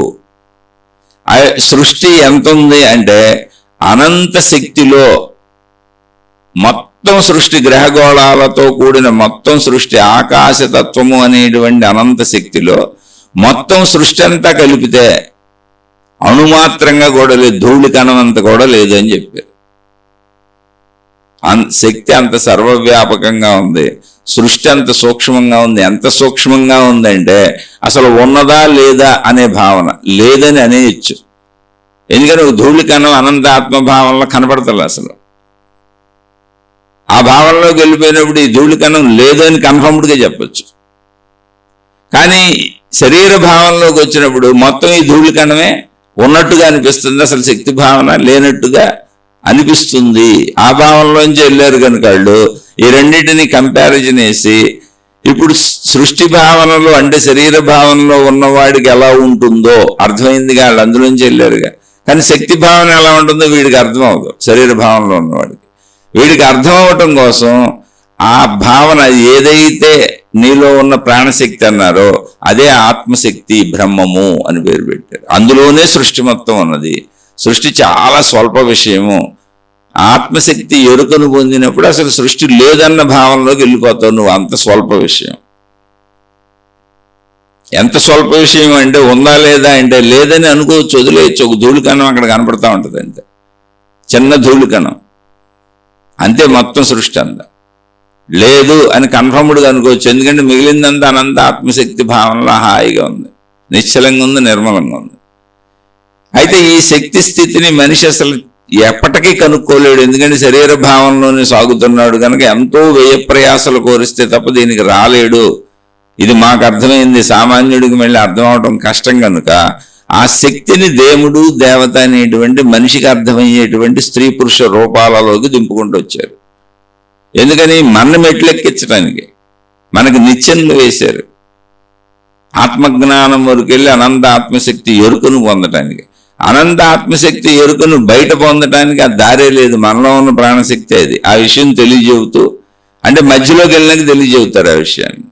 అందుకని దేవుడు దేవత అని మార్గములు ఏర్పరిచి ఈ మార్గములలో దేవుడు దేవత అనేవాళ్ళు శక్తి స్వరూపులు, మనలాంటి సాధారణ మాంస శరీరం ఉన్నవాళ్ళు కాదు అని చెప్పారు. ఎందుకని నీకు శక్తి మీద ఒక ఇంట్రెస్ట్ పుట్టాలని, శక్తి అంటే ఏంటో నువ్వు తెలుసుకోవాలని. ఆ దేవుడు దేవత శక్తి స్వరూపులైతే నేను దేవుణ్ణి తెలుసుకుంటా, దేవతని తెలుసుకుంటా అని నువ్వు ఆ దేవుణ్ణి దేవత వెనకబడితే శక్తిని తెలుసుకుంటావు. అలా నువ్వు శక్తిని నమ్మటం మొదలుపెట్టినాక అలా ముందుకు తీసుకొచ్చి ఆ శక్తి ఎవరో కాదు, నీలో ఉన్న ప్రాణశక్తి అని చెప్పారు. నీలో ఉన్న ప్రాణశక్తి అనంత ఆత్మశక్తి అని చెప్పారు. ఇప్పుడు అనంత ఆత్మశక్తికి నీకు భేదము లేదు, అది నువ్వే అని చెప్పారు. ఆ అనుభవాన్ని పొందడానికి ప్రయత్నించు. మేము ప్రయత్నించాం, పొందాం, ఇదిగో నిక్కచ్చిగా పొంది ఇదిగో జీవించి చూపిస్తున్నాం అని చెప్పారు. ఆ ఏకత్వ భావనలో జీవించి చూపించారు. అయితే ఆ శక్తి భావనలో ఏకత్వ భావనకి వెళ్ళలేని మనుషులు అలా వెళ్ళి వాళ్ళు చెబుతున్నటువంటి విషయాలలో ఈ దేవుళ్ళు దేవతలనే ప్లేసులు ఆగిపోయి ఇక్కడ మహిమలు మాయలు అద్భుతాలు ఏర్పరచుకొని వీళ్ళు జ్ఞానం దాకా వెళ్ళలేకపోతున్నారు. ప్లస్ వీళ్ళకి ఆశలు కోరికలు అత్యాశలు దురాశలు, ఇక చెడ్డోళ్ళు మంచోళ్ళు అందరూ ఉంటారుగా మనుషుల్లో. వీళ్ళు ఇక్కడ ఆగిపోయి ఇవి నిజాలుగా తీసుకున్నారు. అంటే ఇవి నిజాలుగా తీసుకుంటే హాయిగా ఉంది. అక్కడి నుంచి మతాలు ఏర్పరచుకున్నారు, మార్గాలు ఏర్పరచుకున్నారు, విధానాలు ఏర్పరచుకున్నారు. ఈ దేవుళ్ళ రైటు, ఈ దేవతల రైటు, మా మతం ఇది, మా మార్గం ఇది, మా గురువులు, ఇక ప్రచారకులు తయారైపోయారు. ఇప్పుడు వీళ్ళందరూ ఎందుకు అక్కడ ఆగిపోయారంటే కేవలం అక్కడ ఆగిపోయిన వాళ్ళందరూ ఆశలు అత్యాశలు దురాశలు కోరికలు అవసరాలు, లేదా మంచోళ్ళు అయితే మేము జ్ఞానాన్ని ఉపయోగించట్లేదు, పరిశీలించట్లేదు, వాళ్ళు చెప్పారు మేము నమ్మాం, మేము మంచిగా బతుకుతున్నాం, ఏదో దేవుణ్ణి నమ్ముకుంటే దేవతను నమ్ముకుంటే మా జీవితం హాయిగా వెళ్ళిపోతుంది. మంచోళ్ళైనా చెడ్డోళ్ళైనా పరిశీలన చేయని వాళ్ళందరూ వీళ్ళు అంటే జ్ఞానాన్ని ఉపయోగించని వాళ్ళు నమ్మకాలతో వెళ్ళిపోతున్నారు. వీళ్ళని నమ్మించటం తేలిక, నమ్మకం తేలిక. జ్ఞానాన్ని ఉపయోగిస్తే చిట్ట చివరి శక్తి తత్వం వరకు వెళ్ళిపోయి నువ్వే ఆ శక్తిలో కలిసిపోవాలి. అంత కష్టపడటం మనకెందుకని దీని దేవుణ్ణి దేవతల్ని పెట్టుకున్నారు. ఆ దేవుళ్ళు దేవతల విధానాన్ని, నేను దేవుళ్ళు దేవతలు విధానాలు మతాలు మార్గాలు తప్పట్ల మళ్ళీ మళ్ళీ రిపీట్ చేసి చెబుతున్నా. శక్తి తత్వం వరకు మన తీసుకెళ్ళడానికి డైరెక్ట్గా అనంత ఆత్మశక్తి ఆకాశ శక్తి అంటే మనకు అర్థం అవట్లేదు కనుక, పైగా దాని విస్తృతి ఎంత అంటే ఆ శక్తి తత్వంలోకి వెళ్తే, అనంత ఆత్మతత్వంలోకి వెళ్తే, ఆ ఆత్మానుభూతిని పొందితే దాని గురించి చెప్పబడిన నిర్వచనములు ఏంటి, ఆ మహాత్ములంటే అఖండము అనంతము సర్వవ్యాపకము ఉన్నదంతా అదే. సృష్టి దానిలో ధూళికణమంత కూడా లేదు, నెగ్లిజిబుల్, అసలు సృష్టి లేదని చెప్పొచ్చు. అంత దారుణంగా తక్కువగా ఉంది, ఉన్నదంతా ఆత్మశక్తే. ఆ అనుభవాన్ని మేము పొందాము, ఆ ఏకత్వ భావన మాకు తెలిసింది. ఆ ఏకత్వ భావన పొందిన మేము, అదే మనలో ఉన్న ప్రాణశక్తి. ఇప్పుడు శరీర భావంలో ఉంటావా, మనోభావంలో ఉంటావా, ప్రాణశక్తి భావంలో ఉంటావా అనేటువంటి విషయంలో మనిషికి ప్రాణశక్తి భావన ఎరుక కలగట్లేదు కనుక నీకు ఆ ఎరుక కలిగించడానికి ఆ శక్తిని దేవుడుగా దేవతగా నీకు అర్థమయ్యేలా మలిచాము. మనిషికి అర్థమయ్యేలా, మనిషికి స్త్రీలు అర్థమవుతారు, పురుషులు అర్థమవుతారు, జంతువులు కూడా అర్థమవుతాయి. అందుకని అనేక మంది దేవుళ్ళకి దేవతలకి మళ్ళీ జంతువులను వాహనాలుగా పెట్టారు, జంతువులను కూడా ఉపయోగిస్తారు. ఆ సాహిత్యంలో ఆ మతపు జ్ఞాన గ్రంథాలలో జంతువులు వస్తాయి, చెట్లు వస్తాయి, పుట్టలు వస్తాయి, ఇక్కడ ఉన్నవన్నీ వస్తాయి. కానీ మెయిన్గా దేవుడు వస్తుంది. దేవుడు అంటే శక్తి, దేవుడు అంటే అనంత ఆత్మశక్తి, నీలో ఉన్న ప్రాణశక్తి. అయితే ముందు నీకు బయట చూడటం అలవాటు కనుక, బయట తిరగటం అలవాటు కనుక, బయట నుంచి తెలుసుకోవటం అలవాటు కనుక, బయట నుంచి పొందటం అలవాటు కనుక, అన్ని బయటకు వెళ్ళటం అలవాటు కనుక బయట ఒక దేవుణ్ణి పెట్టారు. అలా మనం ఇల్లు కట్టుకున్నట్టు దేవుడికి ఇల్లు కట్టారు. మన దాన్ని అయితే ఇల్లు అనాలి, దేవుడు దాన్ని ఇల్లు అనకూడదు, దాన్ని ప్రార్థనాలయం అనాలన్నారు. ఎవరు ప్రార్థనాలయాలకు వాళ్ళు పేర్లు పెట్టుకున్నారు, అలా ఎవరికాళ్ళు ఆచార సాంప్రదాయాలు పెట్టుకున్నారు. ఇవన్నీ తప్పు కాదు. ఎప్పుడు నువ్వు దేవుడు శక్తి స్వరూపుడు అని దేవుణ్ణి తెలుసుకోవడానికి నువ్వు ప్రయత్నించినప్పుడు అసలు ఇవేమీ తప్పు కాదు. నీ కోరికల కోసం, నీ అవసరాల కోసం, నీ రక్షణ కోసం, నీ ఆశల కోసం, నీ అత్యాశల కోసం నువ్వు దేవుడి దగ్గరికి వెళ్ళినప్పుడు మొత్తం తప్పు అయిపోతాయి. ఎందుకంటే అది తీర్చడానికి అసలు అక్కడ దేవుడు ఎవరు లేరు. అక్కడ కేవలం నేర్పడానికి ఏర్పాటు చేయబడిన దేవుడు, శక్తితత్వాన్ని నీకు నేర్పడానికి ఏర్పాటు చేయబడిన దేవుడు ఉన్నాడు తప్ప నిన్ను, నీ కోరికలు తీర్చి నిన్ను రక్షించి కాపాడి నీకు సర్వము సమకూర్చి పెడుతూ నీకు ఒక బానిసలాగా లేకపోతే ఒక సర్వెంట్ లాగా అన్ని శక్తులు కలిగినటువంటి ఒక బాడీ గార్డ్ లాగా, ఒక రక్షకుడు లాగా, ఒక గన్మెన్ లాగా నీ పక్కన తిరగటానికి దేవుడు లేడు. మనం కోరుకుంటుందంటే అప్పుడు అదంతా అసత్యం కాదు.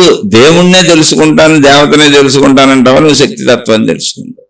అయితే ఇక్కడ మనిషికి బతికేటప్పుడు కోరికలు ఉన్నాయి, ఆశలు ఉన్నాయి, అత్యాశలు ఉన్నాయి, వాటి వలన చెడు చేస్తాడు, చెడు వలన వచ్చే బాధలు ఉన్నాయి, కష్టాలు ఉన్నాయి, అన్యాయాలు ఉన్నాయి, అక్రమాలు ఉన్నాయి, దుర్మార్గాలు ఉన్నాయి. మొత్తం మనిషిలో ఉన్న జంతు ప్రవృత్తి బయటకు వస్తానే ఉంటుంది, పక్క మనుషుల మీద దాడులు జరుగుతూనే ఉంటాయి. అందువల్ల నిరంతరం రక్షణ భావన అవసరమైపోయింది మనుషులకి. అంటే ఆలంబనంగా ఉంది, అది నిజమైన అబద్ధమైన రక్షణ లేకపోయినా ఆ భావన ఆలంబనంగా బతకడానికి ఆలంబనంగా ఉంది. అందుకని అందరూ మతాలు పట్టుకెళ్తారు. అది నిజం కాదని ఎవరికి తెలుసు? శక్తి వైపు వెళ్ళే వాళ్ళకి తెలుసు. కానీ అది నిజమని నమ్మించేవాళ్ళు కోకొల్లల మంది రోజు పొద్దున్నే లేస్తే అవే ప్రచారాలు. అసలు వాళ్ళకి వృత్తి అదే, ప్రవృత్తి అదే, వాళ్ళ మొత్తం జీవితం అదే. నువ్వు మతాన్ని నమ్ము, దేవుణ్ణి నమ్ము, మమ్మల్ని అనుసరించు, నీ డబ్బులు సమర్పించు, నీ సేవలు సమర్పించు. మొత్తం మతాలన్నీ ఇలా మనుషుల్ని చేపలు పెట్టినట్టు వలలు పట్టుకు తిరుగుతున్నారు. పొద్దున్న తెల్లారిందంటే ఎవరిని మన మతంలోకి లాగేసుకుందామా అని ఇంకా అలా తిరుగుతూనే ఉన్నారు. ఎందుకని ఆ మత ప్రచారాల వల్ల వాళ్ళు బతుకుతారు. అసలు మనిషి అనేవాడు మతానికి డబ్బులు ఇవ్వటం మానేస్తే, ఈ మత ప్రచారకులకి డబ్బులు ఇవ్వటం మానేస్తే, మీరు తెలివిగల వాళ్ళు అయితే ఒక్కసారి ఆలోచించండి, అసలు మతం నిలబడుద్దా? ఒక ప్రార్థనాలయం నిలబడుద్దా? ఒక దేవుణ్ణి నిలబడతాడా? ఒక దేవత నిలబడుతుందా? నేను దేవుణ్ణి దేవతల్ని తక్కువ చేయట్లా, మతాన్ని తక్కువ చేయట్లా. విచక్షణతో ఒకసారి ఆలోచించండి. నేను వాటన్నిటి మీద గౌరవంతో అవన్నీ తెలుసుకుంటూ, అవన్నీ శక్తి స్వరూపములు, దేవుడు దేవతని శక్తి వరకు వచ్చి మీతో మాట్లాడుతున్నా అనంత ఆత్మశక్తి గురించి, ఆత్మజ్ఞానం గురించి. ఆ శక్తి తత్వంలో ఇమిడి ఉన్నవే దేవుళ్ళు దేవతలు, మనుషులు ఏర్పాటు చేసిన వ్యవస్థలు. ఇప్పుడు ఈ సామాన్య ప్రజానీకం ఎవరైనా సరే మనుషులు డబ్బులు ఇవ్వకపోతే ఈ ప్రచారకులు ఉంటారా, ఈ మతాలు ఉంటాయా, ఈ దేవుళ్ళు దేవతలు మహిమలు మాయలు అద్భుతాలు ఈ వేదికలు ఇవన్నీ ఉంటాయా? ప్రజలు డబ్బులు ఇవ్వటం మానేసిన రోజున మొత్తం అన్ని అంతమైపోతాయి. కాబట్టి ఇప్పుడు ఈ మూఢత్వంలో ఒకవేళ చెడు ప్రాబల్యంగా వెళ్ళిపోతుంది. ఇందులో దొంగలు కూడా దూరిపోయారు. అసలు శక్తి తత్వం వరకు వెళ్ళనివ్వకుండా ఈ దేవుడు దేవతల దగ్గర ఆపేశారు. దేవుడు నిజమేనా అనేటువంటి, అంటే ఈ మతములు దేవుడు నిజమేనా ఇది ప్రశ్నించుకోవాలి అనేటువంటి భావన కొంచెం పరిశీలించి ఆలోచించే వాళ్ళలో ఏంటి ఇన్ని రకాలు చెబుతున్నారేంటి, ఈ గందరగోళం ఏంటి, ఇన్ని మతాలు ఏంటి, ఈ మార్గాలు ఏంటి, అసలు ఎంతమంది దేవుళ్ళు ఉంటారో, ఈ దేవుడు నిజమేనా అనేటువంటి ఆలోచన ఎందుకు వచ్చిందంటే ప్రజలు డబ్బులు ఇచ్చి వాటిని పెంచి పోషిస్తున్నారు. వీళ్ళు ఎందుకు డబ్బులు ఇస్తున్నారు? ఆశలతో, అత్యాశలతో, దురాశలతో, రక్షణ కోరుకొని. అందులో మంచోళ్ళు కూడా ఉండొచ్చు, ముందే చెప్పాను నేను. మంచోళ్ళు అయితే ఏం లేదు, మేము అసలు ఏం ఆలోచించం, జ్ఞానాన్ని ఉపయోగించం, మేమేదో ఇందులో పుట్టాం, మా బతుకు మాకు బతకడానికి టైం సరిపోవట్లేదు, మళ్ళీ దేవుడు గోళ పరిశీలన పరిశోధన మాకంతా ఎందుకో నమస్కారం పెట్టుకుని వాళ్ళు చెప్పింది తినేసి వాళ్ళకి ఇవ్వాల్సిన దక్షిణ ఇచ్చేసి వాళ్ళని నమ్మవలసింది ఏదో ఎలా నమ్మాలో వాళ్ళే చెబుతారు, నమ్మేసి ఏం సేవలు చేయాలో వాళ్ళే చెబుతారు, వీళ్ళు చేసేసి మా బతుకులు మేము బతికేస్తాం. ఒకళ్ళు నిజంగా దేవుడు ఉంటే రక్షిస్తాడు, లేకపోతే మా గొడవ మేము పడతాం. కానీ దేవుడు నమ్మటం వల్ల నష్టమేం లేదుగా, ఏదో కొంచెం చిల్లర సమర్పించుకుంటాం, ఏదో కొంచెం సేవలు చేస్తాం అని సామాన్యులు వాళ్ళు వెళ్ళిపోతుంటారు. మోసగాళ్ళు మోసం చేస్తూనే ఉంటారు, మోసపోయాళ్ళు మోసపోతూనే ఉంటారు. వ్యవస్థలన్నీ నిజమే, ఇందులో మోసం ఏంటి అంటే నిన్ను శక్తి వరకు వెళ్ళనివ్వకపోతే మోసం. ఇందులో నిజం ఏంటి అంటే నిన్ను శక్తి వరకు వెళ్ళనించే ప్రతి మతము నిజమే, ప్రతి గురువు నిజమే, ప్రతి దేవుడు నిజమే. నువ్వు ఆ శక్తివే, దేన్ని నువ్వు దేవుడని దేవతని అనుసరించి ఆరాధించి సాగుతున్నావు, ఆ శక్తివి నువ్వే. ఆ శక్తిని నువ్వు తెలుసుకోవచ్చు, అది నీలోనే ఉన్న స్థితి. నీ శరీరము, నీ మనస్సు, నీ ప్రాణశక్తి. నీ ప్రాణశక్తి స్థితికి వెళ్ళినప్పుడు నీకు దైవత్వ స్థితి అర్థమైపోతుంది, అదే అనంత ఆత్మశక్తి స్థితి. ఆ స్థితిని నీకు అర్థం చేయటానికి శరీర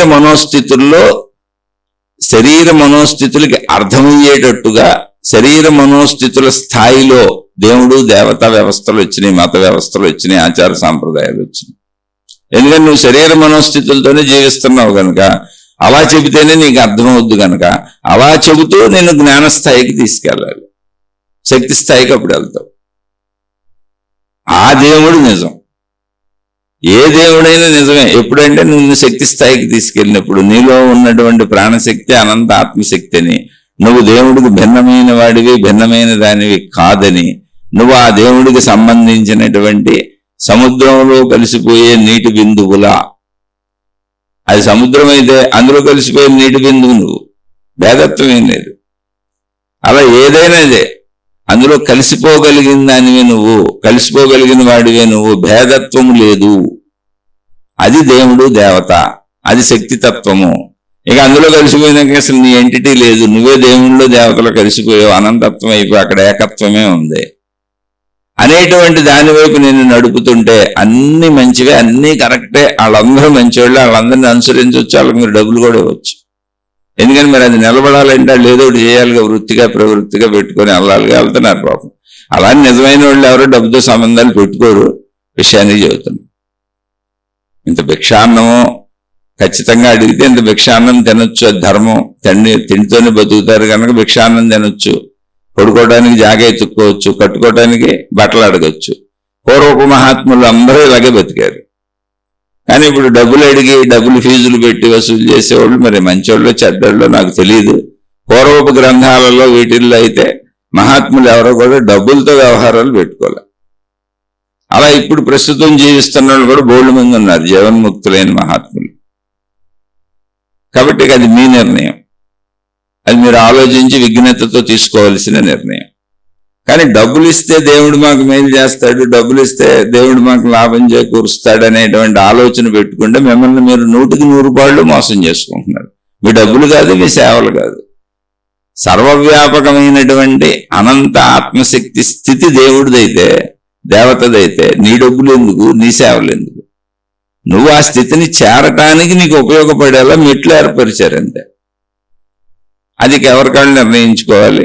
అందుకని మతముల పరంగా ఇక్కడ ఒక పంజరాల్లో చిలకల్లాగా చిక్కుకుపోయే వ్యవస్థలో దేవుడు నిజమేనా, ఈ మతములు దేవుడు నిజమేనా, ఈ మతములు దేవుళ్ళు దేవతలు నిజమేనా అంటే ఈ విశ్లేషణ పెట్టి మీరే నిర్ణయించుకోండి. నిన్ను పంజరాల్లో పెట్టే అన్ని అబద్ధాలే, మోసపోతున్నావు. అంటే శారీరక మనోస్థితులకు తగ్గట్టుగా మళ్ళీ చెబుతున్నా, వీళ్ళెవరో మోసం చేస్తున్నారని కాదు, కొందరు మోసగాళ్ళు మోసగత్తులు దూరతారు. నాకు శరీరం ఉంది, నాకు మనస్సు ఉంది, నాకు ప్రాణశక్తి ఉంది, నాకు ప్రాణశక్తి ఎరుకు తెలియదు, శరీర మనస్సులతో నేను జీవిస్తున్నా, అదే నా జీవితం. కాబట్టి నేను ఇక్కడ అన్ని శరీర మనస్సులతోనే అర్థం చేసుకుంటా, గ్రహిస్తా. కాబట్టి శరీర మనస్సులకు అర్థమయ్యేలా ప్రాణశక్తి ఎరుక, దైవశక్తి ఎరుక, ఆత్మశక్తి ఎరుక, ఆ శక్తి వైపు నడిపించడానికి శరీర మనస్సులకు అర్థమయ్యేలా ఏర్పాటు చేయబడినటువంటి వ్యవస్థలో మతములు, మార్గములు, గురువులు, విధానములు, జ్ఞాన గ్రంథములు, పద్ధతులు. అది చిన్నపిల్లోడిని నర్సరీ నుంచి చదివించుకుంటా తీసుకెళ్ళినట్టు ఉంటుంది. కానీ ఆఖరికి ఎక్కడికి వెళ్తావు?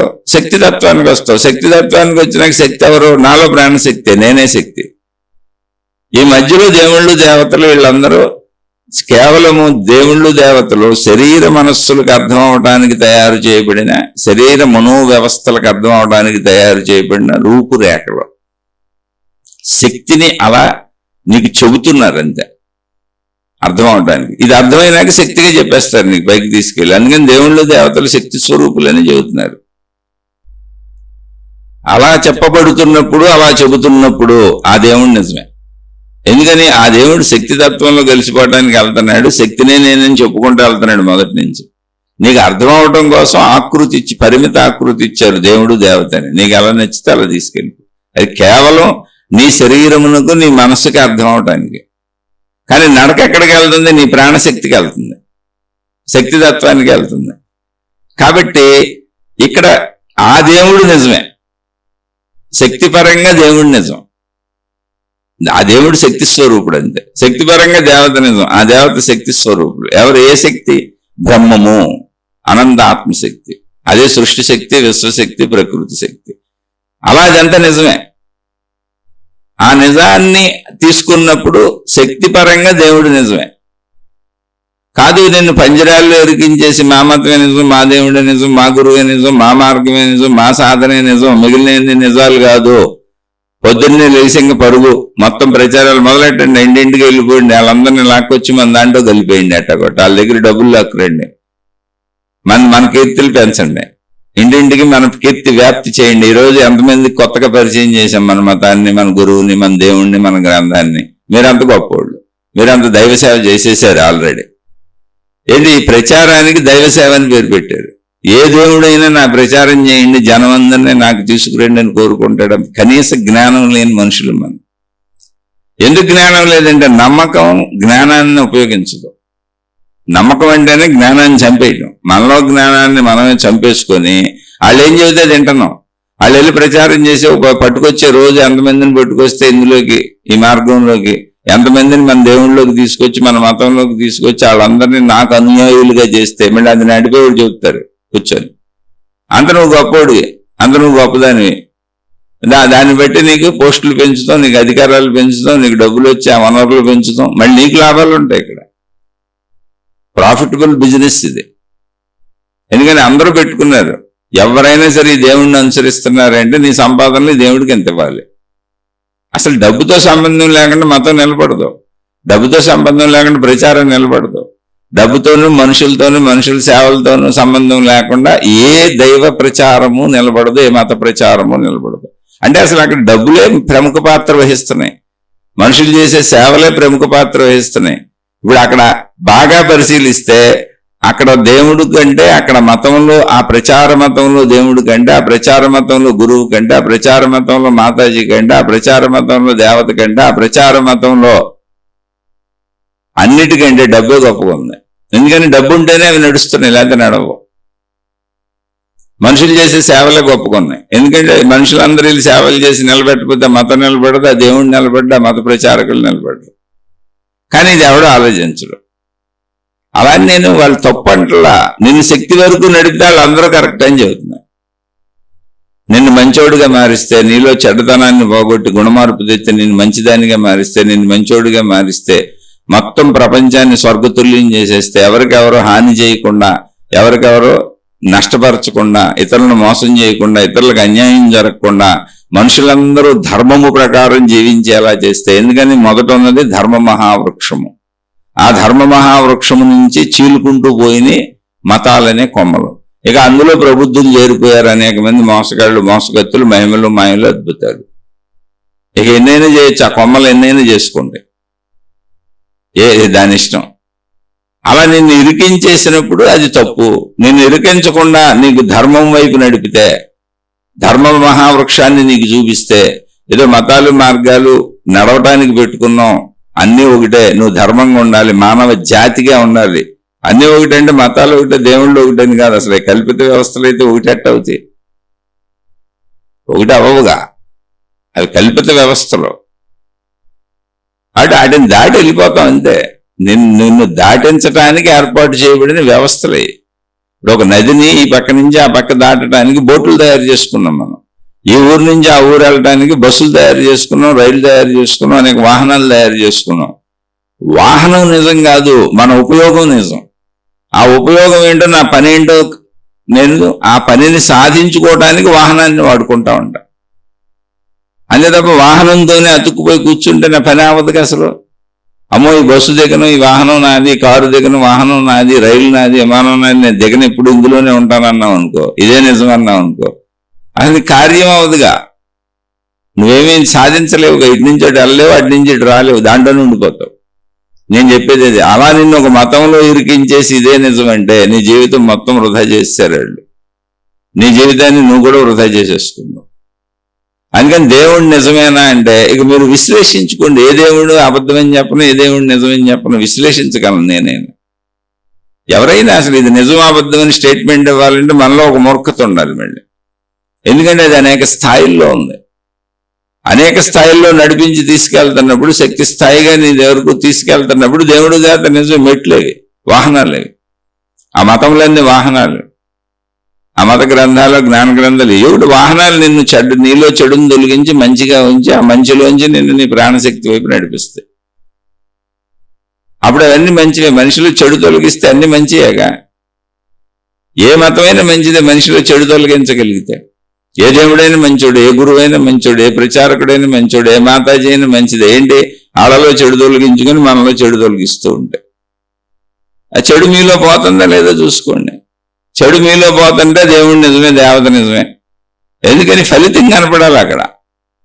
ఫలితం లేని దేవుళ్ళు దేవతలు ఏం చేసుకుంటావు, నిజమైన అబద్ధమైన, అసలు అక్కడ ప్రశ్నే లేదుగా.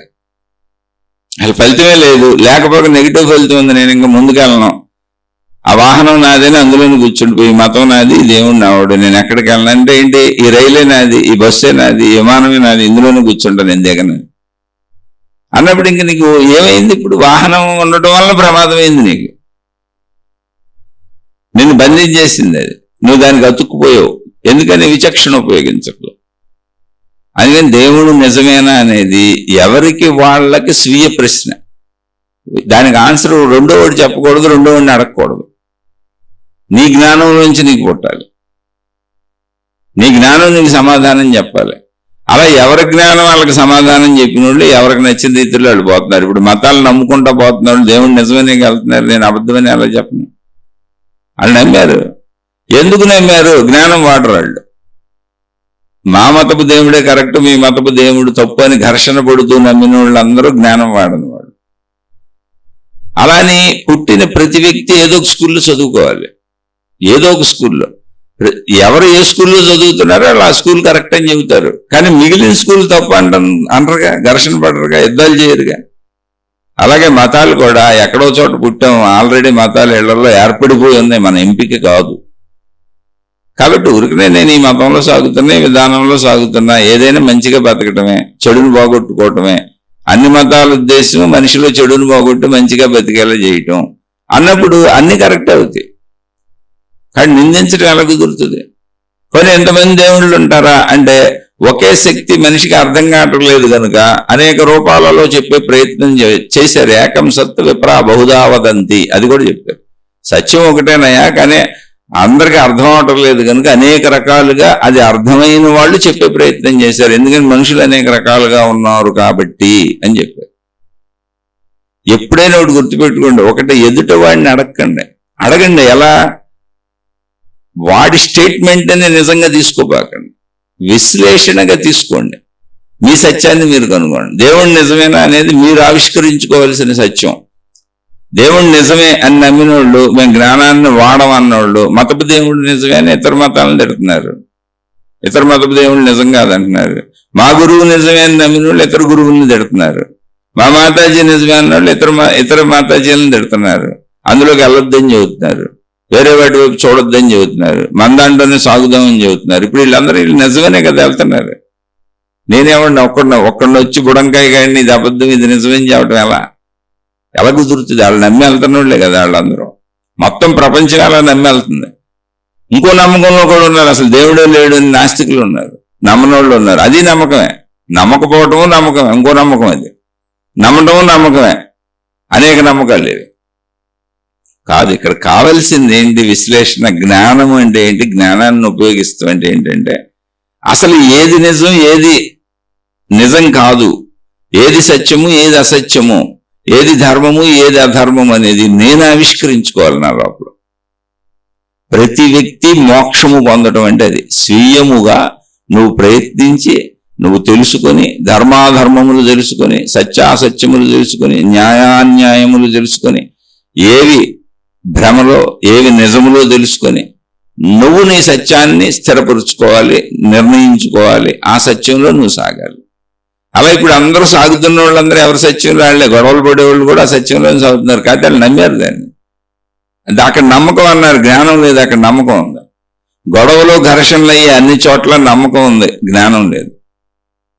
జ్ఞానం ఉన్న చోట నమ్మకం ఉండదు. ఎందుకంటే జ్ఞానం అంటేనే నేను స్వయముగా పరిశీలించి తెలుసుకోవడం, నువ్వు చెప్పింది నేను నమ్మటం కాదు. అయితే నువ్వు చెప్పింది నేను వింటాను, నువ్వు చెప్పింది నేను వినకపోవటం కాదు. ఎవరు చెప్పింది నేను వింటాను, అన్ని గ్రంథాలు చదువుతాను, అన్ని పుస్తకాలు చదువుతాను, అందరు చెప్పింది వింటాను. అందులోంచి నా సత్యాన్ని నేను తీసుకుంటాను. నేను ద్వేషించట్లా, కానీ నేను నిన్ను నమ్మను. ఎందుకంటే నీతో నాకు అసలు పని లేదు, నా జ్ఞానం. అందుకని నువ్వు చెప్పిన మాటలు వింటాను, నువ్వు రాసిన పుస్తకం చదువుతాను, ఏ మత పుస్తకం చదువుతాను, ఏ మత గురువుదైనా వింటాను. నాకు ఎవరి మీద ద్వేషం లేదు. నేను సత్యాన్వేషకుడిని, నేను సత్యాన్వేషకురాన్ని. అన్నింటిలోంచి నా సత్యాన్ని నేను ఆవిష్కరించుకుంటాను. అది మోక్షం అంటే. మోక్షం అనేది వ్యక్తిగతము, ఆధ్యాత్మికం అనేది వ్యక్తిగతము. ఎవరికాళ్ళు పొందవలసింది, ఎవరికాళ్ళు పొందేది. కాబట్టి దేవుడు నిజమేనా, అది నీ స్వీయ అన్వేషణ. నువ్వు ఏ స్థాయిలో అన్వేషిస్తావు అనేది నీది. నేను అసలు ఏమి అన్వేషించను అంటే, చిన్నతనం నుంచి నువ్వే దేవుడికి నమస్కారం చేస్తున్నావు, అప్పుడు నిజమనే నమస్కారం చేస్తున్నావు. అన్వేషణ లేదు, జ్ఞానం లేదు, పరిశీలన లేదంటే. మీ ఇంట్లో అమ్మా నాన్న తినటం ఎలా నేర్పారో, పడుకోవటం ఎలా నేర్పారో, నడవటం ఎలా నేర్పారో, బట్టలు కట్టుకోవటం ఎలా నేర్పారో, ఇక్కడ జీవించడం ఎలా నేర్పారో, అలా నీ ఇంట్లో నీకు నేను మతం నేర్పేశారు, దేవుడు నేర్పేశారు, అది నేర్చుకెళ్ళిపోతున్నాను అంతే. అసలు అక్కడ నమ్మకం కూడా అంటానికి లేదు. అసలు అది నమ్మకం కూడా కాదు. ఇవన్నీ నమ్మేవా? నమ్మటం ఏంది? రోజువారీ బట్టలు కట్టుకుంటున్నాం, రోజువారీ ఆహారం తింటున్నాం, రోజువారీ జీవిస్తున్నాం, రోజువారీ మలమూత్ర విసర్జన చేస్తున్నాం. ఇందులో నమ్మి చేసేది ఏముంది? అతి సహజంగా జరిగిపోతున్న చర్యలేవి. అలాగే అతి సహజంగా ఇది కూడా ఆయన పట్టుకొని అంగీకరించుకుంటూ వెళ్ళిపోతున్నాం. వాళ్ళు నమ్మానని నువ్వు అనుకుంటాం, కానీ అందులో నమ్మకం లేదు, పాడు లేదు. ఎందుకని నమ్మకం ఉన్న చోట దుఃఖం ఉండదు, నమ్మకం ఉన్న చోట భయం ఉండదు, నమ్మకం ఉన్న చోట బాధ ఉండదు, నమ్మకం ఉన్న చోట తప్పు కూడా ఉండదు, చెడు కూడా ఉండదు. కానీ నిజంగా నమ్మితే దేవుడి గుణాలు, దేవత గుణాలు, దైవీ తత్వాలు గ్రంథాల్లో చెప్పబడుతున్నాయి. ఒకవేళ నీకు అనుభవం అవ్వకపోయినా అత్యద్భుతంగా చెప్పబడిన శక్తి స్వరూపులని ఎక్కడైనా, ఏ మత గ్రంథంలో అయినా. అలా నువ్వు నిజంగా నమ్ముంటే అసలు నీకు భయం ఉండదు, బాధ ఉండదు, దుఃఖం ఉండదు, కోపం ఉండదు, క్రోధం ఉండదు, చెడు గుణాలు ఉండవు. నువ్వు ఎప్పుడు మంచిగానే జీవిస్తావు, అసలు భయం లేని అద్భుతమైన జీవితం జీవిస్తావు. మరి నమ్మేమంటున్నారు మిగిలినన్ని ఉన్నాయండి అంటే అర్థం ఏంటి? నమ్మకం అనే దాంట్లోనే అసలు పసలేదు. ఆ పదమే వేస్ట్ పదం. నమ్మకం అనే పదం ఏదుందో అది అసలు అవసరం లేదు భూమి మీద, అవసరం లేని పదం. ఎందుకని? నాకు తెలియంది నేను నమ్మినా ఉపయోగం లేదు, నాకు తెలిసింది నేను నమ్మవలసిన అవసరం లేదు. అది ఎదురుగానే ఉంది. నాకు భార్య ఉంది, నాకు కొడుకు ఉన్నాడు, నాకు కూతురు ఉంది, నాకు తల్లిదండ్రులు ఉన్నారు. రోజు నమ్మండి నమ్మండి నమ్మండి అని ఎవరన్నా చెప్పి నాకు నీకున్నారని చెప్తే నమ్ముతున్నాను నేను. ఉంటే నమ్మాల్సిన అవసరం లేదు, ఉన్నారుగా. నాకు వాళ్ళు లేరు, నేను అనాథని, నేను ఒక్కడనే, నాకెవరూ లేరు, కానీ నీకు తల్లి ఉంది, నీకు తండ్రి ఉన్నాడు, నీకు భార్య ఉంది, నీకు భర్త ఉన్నాడు, నీకు పిల్లలు ఉన్నారు అని చెప్పుకుంటూ వెళ్తున్నారు అనుకోండి. నమ్ము నమ్ము నమ్ము రోజు అదే మననం చేసుకొని రోజు ప్రార్థనలు చేసి రోజు బలపరుచుకుంటున్నాను అనుకోండి, ఉంటారు వాళ్ళందరూ. వాళ్ళందరూ ఉన్నట్టుగా జీవించడం కుదురుద్దా?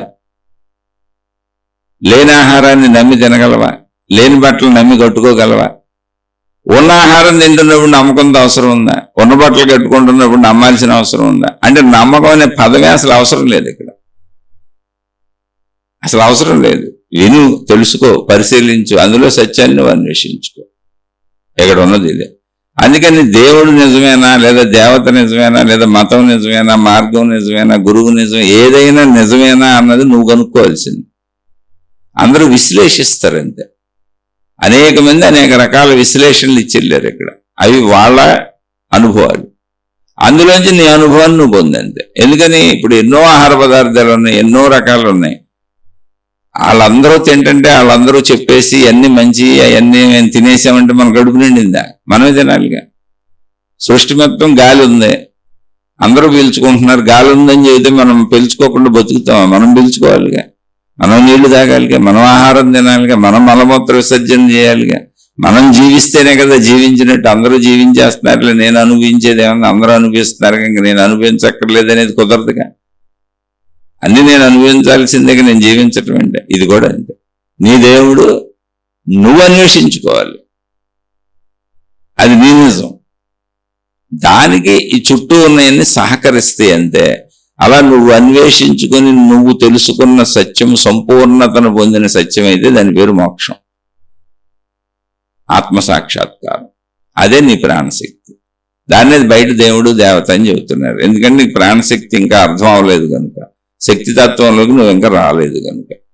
శక్తితత్వం వైపు నేను నడుపుతుంటే ఇవన్నీ కరెక్టేనండి, నువ్వే శక్తి అనే వైపు నేను నడుపుతుంటే ఇవన్నీ కరెక్టేనండి.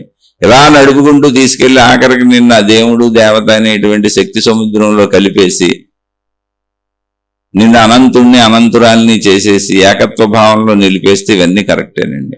కనీసం నీలో ఉన్న చెడు గుణాలు పోగొట్టి నిన్ను మంచిలోకి మలుస్తుంటే, నీలో దుర్గుణాలు పోయి నువ్వు మంచిదానివి మంచోడు అవుతుంటే, నీలో స్వార్థం తగ్గి నిస్వార్థం పెరుగుతుంటే నువ్వు అవన్నీ మంచివేనండి.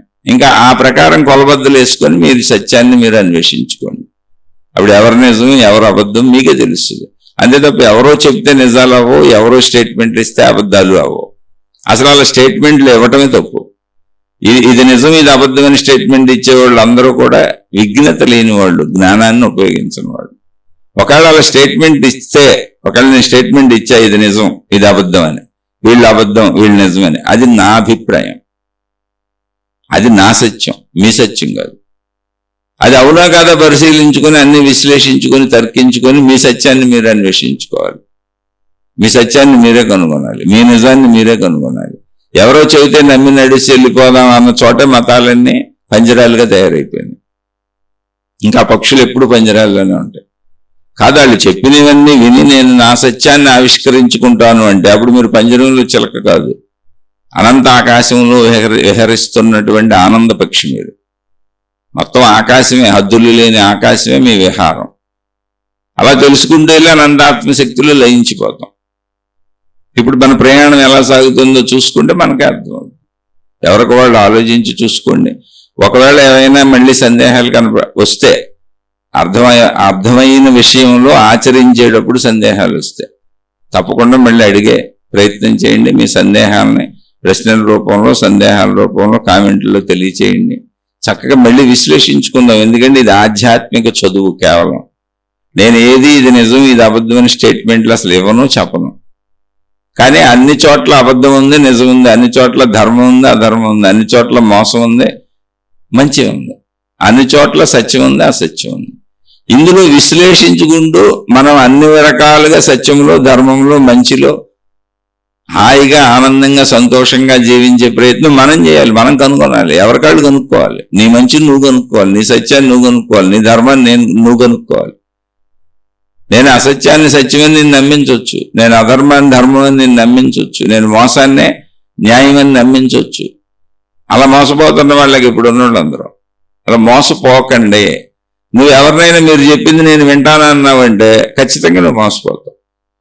ఒకవేళ కాదు వాళ్ళు చెప్పేవాళ్ళు మంచివాళ్ళే అయ్యి ఉండొచ్చు, మంచినే చెబుతూ ఉండొచ్చు, నిజంగా వాళ్ళు మంచివాళ్లే, కానీ అప్పుడు నమ్మినా నీ సత్యాన్ని నువ్వు ఆవిష్కరించుకోలేవు, వాళ్ళ సత్యాన్ని నువ్వు నమ్ముతున్నావు. అది నీకు ఎప్పటికీ అనుభవం కాదు. వాళ్ళు భోజనం చేస్తే నీ కడుపు నిండదు. వాళ్ళు ఏదైనా తింటే ఆ రుచి నీకు తెలియదు, ఆ రుచిని నువ్వే ఆస్వాదించాలి. అది మంచి అయినా అంతే, అది చెడు అయితే ఇంకా ప్రమాదం. కాబట్టి ఎవరికి వాళ్ళు విశ్లేషించుకు సాగండి. ఇది విశ్లేషణ. మీకు ఏమైనా సందేహాలు వస్తే తప్పకుండా అడగండి. ఇందులో సాగేవాళ్ళు మళ్ళీ విశ్లేషించుకుందాం. కేవలం ఇది ఒక పాఠ్యాంశంగా, ప్రపంచమే ఒక ఆధ్యాత్మిక విద్యాలయంగా, జీవించే ప్రతివాడు ఒక విద్యార్థి అన్న భావనతో నా విద్యార్థి దశలో నేను సాగుతూ నాకు దొరికిన అనేక మంది మహాత్ములు అందించినటువంటి జ్ఞాన గ్రంథాల నుండి అనేక మహాత్ముల యొక్క జ్ఞాన సంపదలోంచి కొన్ని నేను ఏరుకొని నేను అర్థం చేసుకోగలిగినంత అర్థం చేసుకొని వాటినే మీతో పంచుకుంటున్నాను. అలా మీకు కూడా ఆసక్తి ఉన్నవాళ్ళు, ఇందులో సాగుతున్న వాళ్ళు సందేహాలు వస్తే అడగండి, మళ్ళీ చెప్పుకుందాం.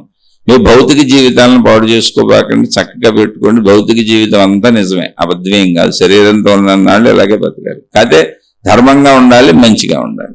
ధర్మంగా మంచిగా భౌతిక జీవితం గడిపే వాళ్ళందరూ ఆధ్యాత్మిక సాధకులే. ఆధ్యాత్మిక సాధకులైతే తప్ప ధర్మంగా మంచిగా ఉండలేరు. మిగిలిన వాళ్ళు తప్పులు చేస్తారు, మోసాలు చేస్తారు, అబద్ధాలు చెబుతారు, అన్యాయాలు చేస్తారు, శరీరానికి లోబడిపోతారు, ఇంద్రియాలకు లోబడిపోతారు, అనేక తప్పులు చేస్తారు. కాబట్టి మిమ్మల్ని మీరు అలా చెక్ చేసుకోండి. అలా చెక్ చేసుకుంటూ కొద్ది కొద్దిగా చెడులోంచి మంచికి వచ్చే ప్రయత్నం చేయండి. అది సాధన అయిపోతుంది.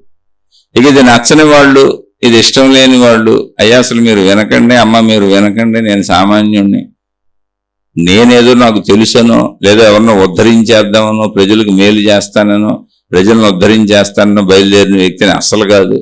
నాకు కాసేపు కాలక్షేపం కోసం, నా శ్రవణం కోసం, నా మననం కోసం కొంతమంది ప్రశ్నలు అడుగుతుంటే అనేక రకములుగా వచ్చిన ప్రశ్నలకి అనేక రకములుగా సమాధానాలు అన్వేషించుకోవటానికి నాకు ఇది అవకాశంగా ఉంది. కాబట్టి వాళ్ళు అన్ని ప్రశ్నలు నాలో పుట్టకపోవచ్చు. అందుకని ప్రశ్నలు అడిగే వాళ్ళకి చెబుతూ వెళుతూ ఉంటే ఆ చెప్పేదంతా కూడా నేను మహాత్ములు చెప్పిన దాంట్లోంచి పోగేసుకునేది తప్ప నా సొంతమేం లేదు ఇక్కడ. అది కూడా ఎక్కడో నేను తెలుసుకున్న దాంట్లోంచి. కాబట్టి నేను అతి సామాన్యుణ్ణి. ఇది నాకు కాసేపు సత్కాలక్షేపంగా ఆ భావనలో కాసేపు ఉండటానికి ఇదొక తపస్సుగా, ఇదొక ధ్యానంగా ఇలా పెట్టుకొని నేను ముందుకు సాగుతున్నాను అంతేను. కాబట్టి వీడు అతి సామాన్యుడని వదిలేసి నన్ను క్షమించి మీ మార్గాల్లో మీరు హాయిగా సాగిపోండి. ఎవరు నచ్చని వాళ్ళు, అకారణ ద్వేషాన్ని పెంచుకునేటువంటి వాళ్ళు, మీరు అకారణ ద్వేషం పెంచుకోవటం వలన మీరే అనవసరంగా ఇబ్బందులు పాలవుతారు, బాధలు పాలవుతారు, లేనిపోయిన అనారోగ్యాలు తెచ్చుకుంటారు, మీ మనసులు పాడు చేసుకుంటారు, మీ శరీరాలు పాడు చేసుకుంటారు. ఎందుకు ఎవడో గురించి మీకు మీ దారిలో మీరు పోక హాయిగా వెళ్ళండి. శుభమస్తు. మీకు మీ కుటుంబ సభ్యులకు మేలు చేకూరుగాక. మరలా మరొక కొత్త శీర్షికతో కలుసుకుందాం.